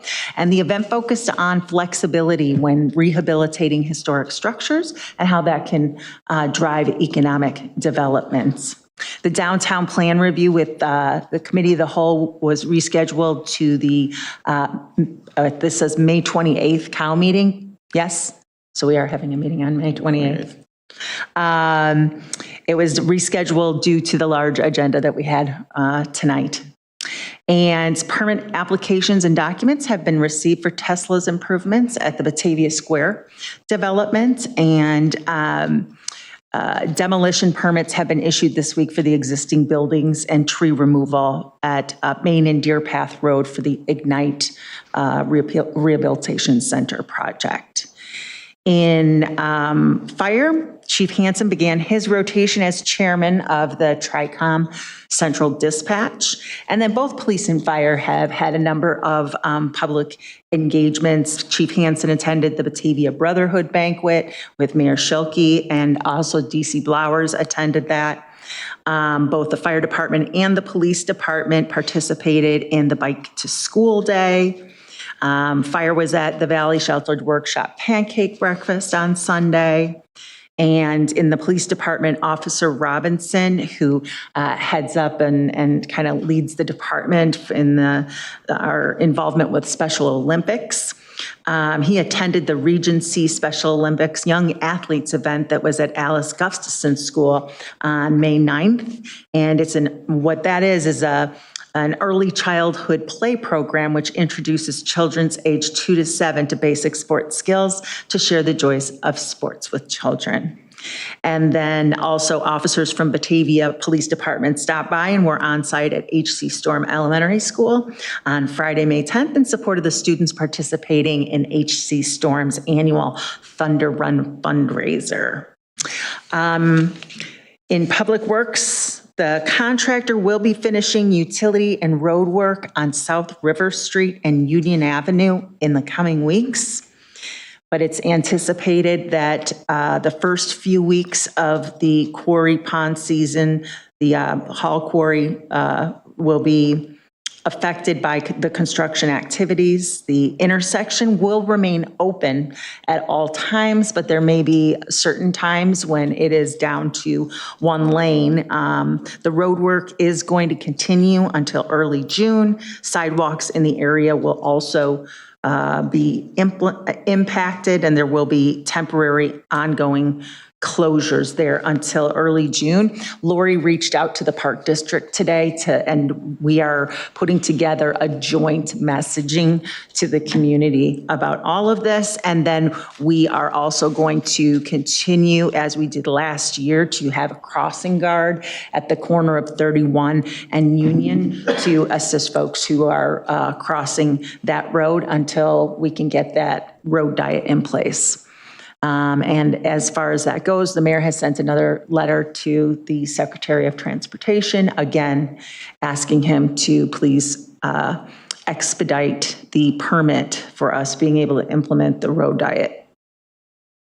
The city is working with HR Green Engineering to submit a 319 grant application for improvements to Mahoney Creek in the area of Michael Wild Park. And if the city receives the funding, then the existing sewer within the park will be removed and the channel will be restored to its natural state, which will be a great improvement and in partnership with our friends at the Park District. And that's all I have, unless anybody. How about some of the sidewalk at that park? I'm sorry, what? There's a lot of uneven Uneven and sidewalk? like broken sidewalk and I mean, that's the park right by my house. Kids are tripping over it all the time. I'm getting what are you guys doing about this? Gotcha. And so on the Public Works page, there is, if you want to request a sidewalk repair, go ahead, Rahat, if you could maybe mention what the process is. We look to see if the gap is 1 inch or if the difference in the heights. Yeah, I have pictures and stuff, but yeah.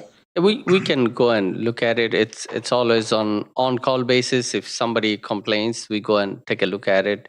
I'm not completely sure whether these are in city's property or in park district. Are you referencing in the park themselves? They're in the park. Because that's the park Batavia district. Park So we can notify them. We'll go and take a look at it and still Go over there with notify you. park district. Too excited to want to replace it. I didn't see if they were excited or not. Yeah. I know exactly what you're talking about, though. It always floods down there and it's been. Yeah. One of the questions that came from the Mahoney Creek was from a resident that asked about our cost. And if you could tell the council what the plan is for that. So We would everybody's seek aware. reimbursement from Flint Group for any costs associated with our response to this. And yet, while at the meeting on the 29th, they didn't say, sure, send over the bill and we'll reimburse you. They seemed to, when I said that, they seemed to expect that that was going to be part of this process, so. As well as the Park District also assisted us with distribution of information at the beginning of this to each one of the 112 homes that back up to the creek. And so we want to make sure that they get reimbursed for, because those people were doing that after the end of their day. So I also have information about what they spent. It was definitely a great conversation. It's just too bad that, and it was totally out of your control that we didn't have the results. It was more on the Very IDP frustrating page. not to have the results. Yeah, it just. Yeah, the state was the frustrating part of that whole meeting. What? The state. I mean, everyone up Flint Group, those guys they seemed like, hey, listen, we made a mistake. We'll do whatever it takes. We're not the experts here. We're leaving it up to them. And then the IEPA guys had no answers for us on any, what levels are harmful, what's this, so that was definitely frustrating for folks. Well, just understand, I now have a good understanding on why it took so long to get the results back, because they definitely had to watch it grow. And as somebody that's waiting for some test results back, I'm waiting for those to grow. Yes. Science. What? Science. Yeah, the expedited test results come back in 3 weeks. Those are some difficult tests, and preparing for being the one to take the samples, you can't have eaten fast food in the previous 48 hours because the paper that fast food is wrapped in has PFAS on the inside of it. It's just incredible, the protocols that people have to go through to do this testing. Here's Clark. You want a Big Mac? Nope. Little PFAS with your Big Mac. Okay, does anybody have any others? Mark? Just really quickly, I want to apologize. Alderman Sofa rightly called me out earlier on my comment equating the Skyline Drive with the ceasefire. My point was really just about listening to our residents in that point, but you're absolutely right. That was an unfair comparison, and I apologize to those that were offended by that.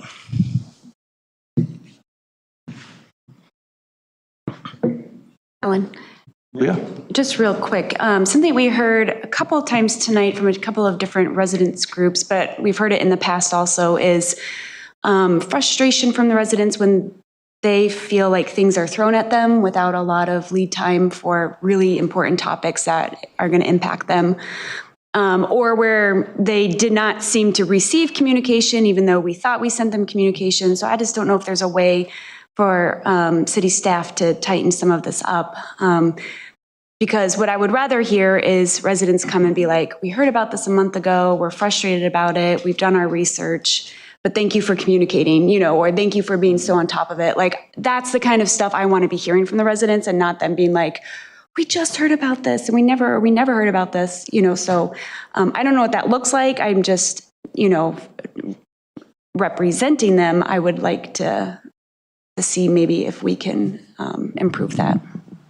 I know with the last round of stuff that just got basically done between your house and my house on the zoning, that I got a lot more upfront about from people that got it very early on. I mean, I got the letter too. So I think that one was done. And I think some of that is, some of the protocols that we have, some of it is legal requirements. And some of it is we decide, okay, we did the legal part of it. Now we're doing the next step further out, which I think is, correct me if I'm wrong, Scott, but that's what happened with the Skyline part, is when we did the annexation of that property at the end, that was a legal notice that had to go out to the property owners within certain area, right? Yeah, well, the Skyline one, the annexation didn't require any notice to anybody other than the township, and there's certain legal requirements of entities we have to give it to. We don't give any notice to the property owners because they are not directly affected by the annexation per se. Okay. So if we were annexing an individual's property, then yes, absolutely we would be giving notice. There's a because we legal are just notice. annexing the right of way only. There's no other notice other than to the township, the schools, and that type of thing. So. And then the next, correct me if I'm wrong, Rahat, the next notice that we gave with regard to Skyline Drive was when we were going out to put out the stakes for doing the survey.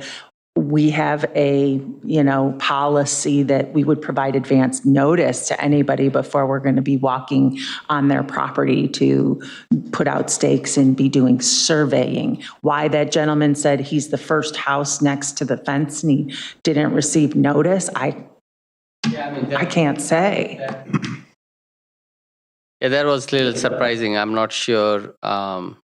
You are absolutely right. So when we were doing surveying, we informed the immediate neighbor that is close to that connection. I'm not sure why he didn't get it, because other neighbors got it. Maybe it came from City of Batavia and he's not a resident of City of Batavia. Maybe he just didn't feel like reading it. It's a guess. We have to also, there was talk about, there's a big neighborhood, right? I mean, who do you send the notices out? We really focused on anybody along the Skyline Drive. We didn't go out too much on then you are not only spending more money sometimes people are like, it doesn't affect me. I don't even live off of Skyline. So why? So we do cut it off at some point, saying, these people are not affected. So, and then the second notice was about discussion. So we did send it out, I think, end of April, saying the discussion will be on May 14th. Now, is 2 weeks or 3 weeks is enough notice? Typically, that's what we always use, 2 to 3 weeks. But could it be longer? Yeah. But if you send it out too early, then people say, you send it out and I forgot about it, and send me again, right? I mean, so we try to come in within that 2 to 3 weeks so people see it and they have a chance to come and talk about it. So. And with regard to the annexation, you get that letter, that's going to put your hair right on fire when you see something like that, and it's the very beginning of the process. And we try to say, this is the beginning, contact us with your questions.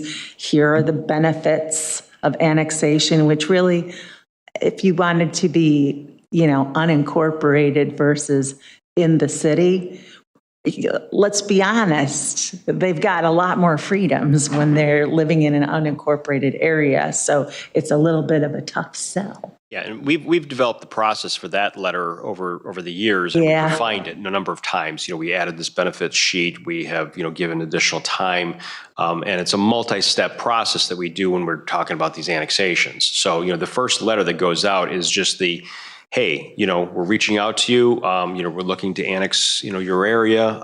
We submit the petition for them if they want to voluntarily annex.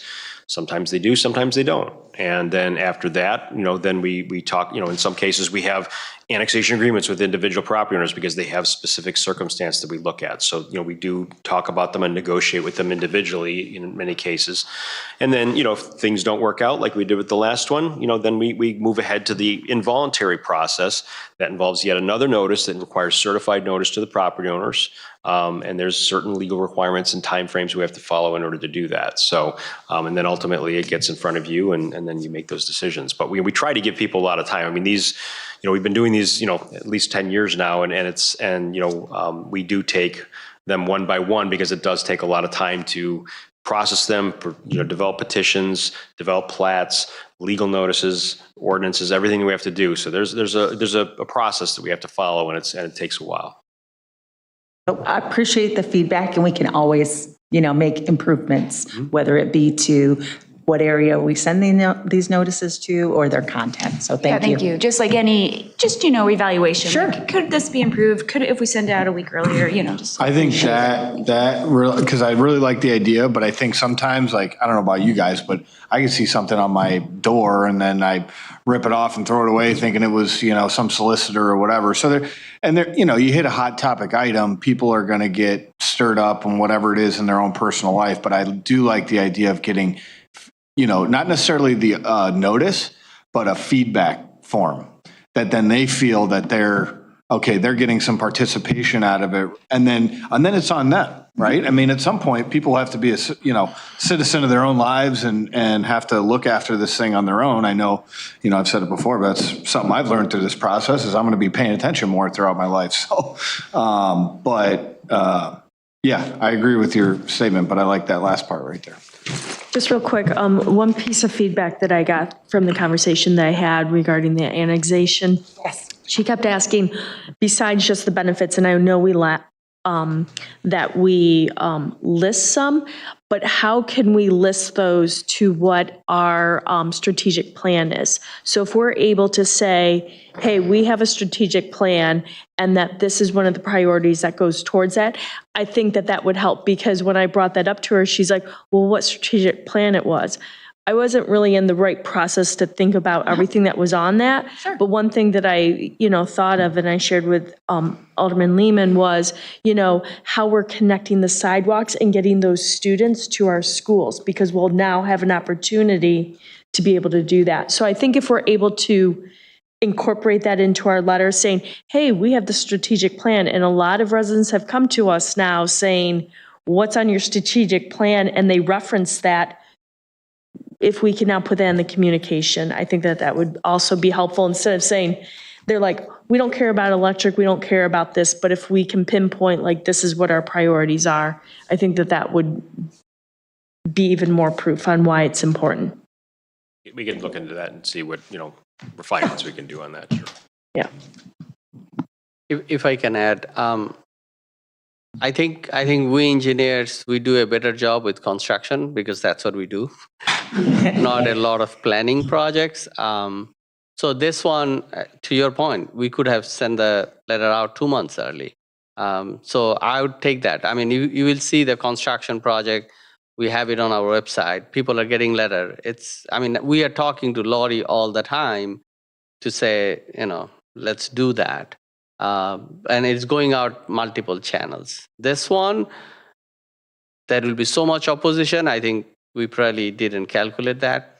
People like, connectivity. That's we engineers think it that way. That people will like that extra connection, right?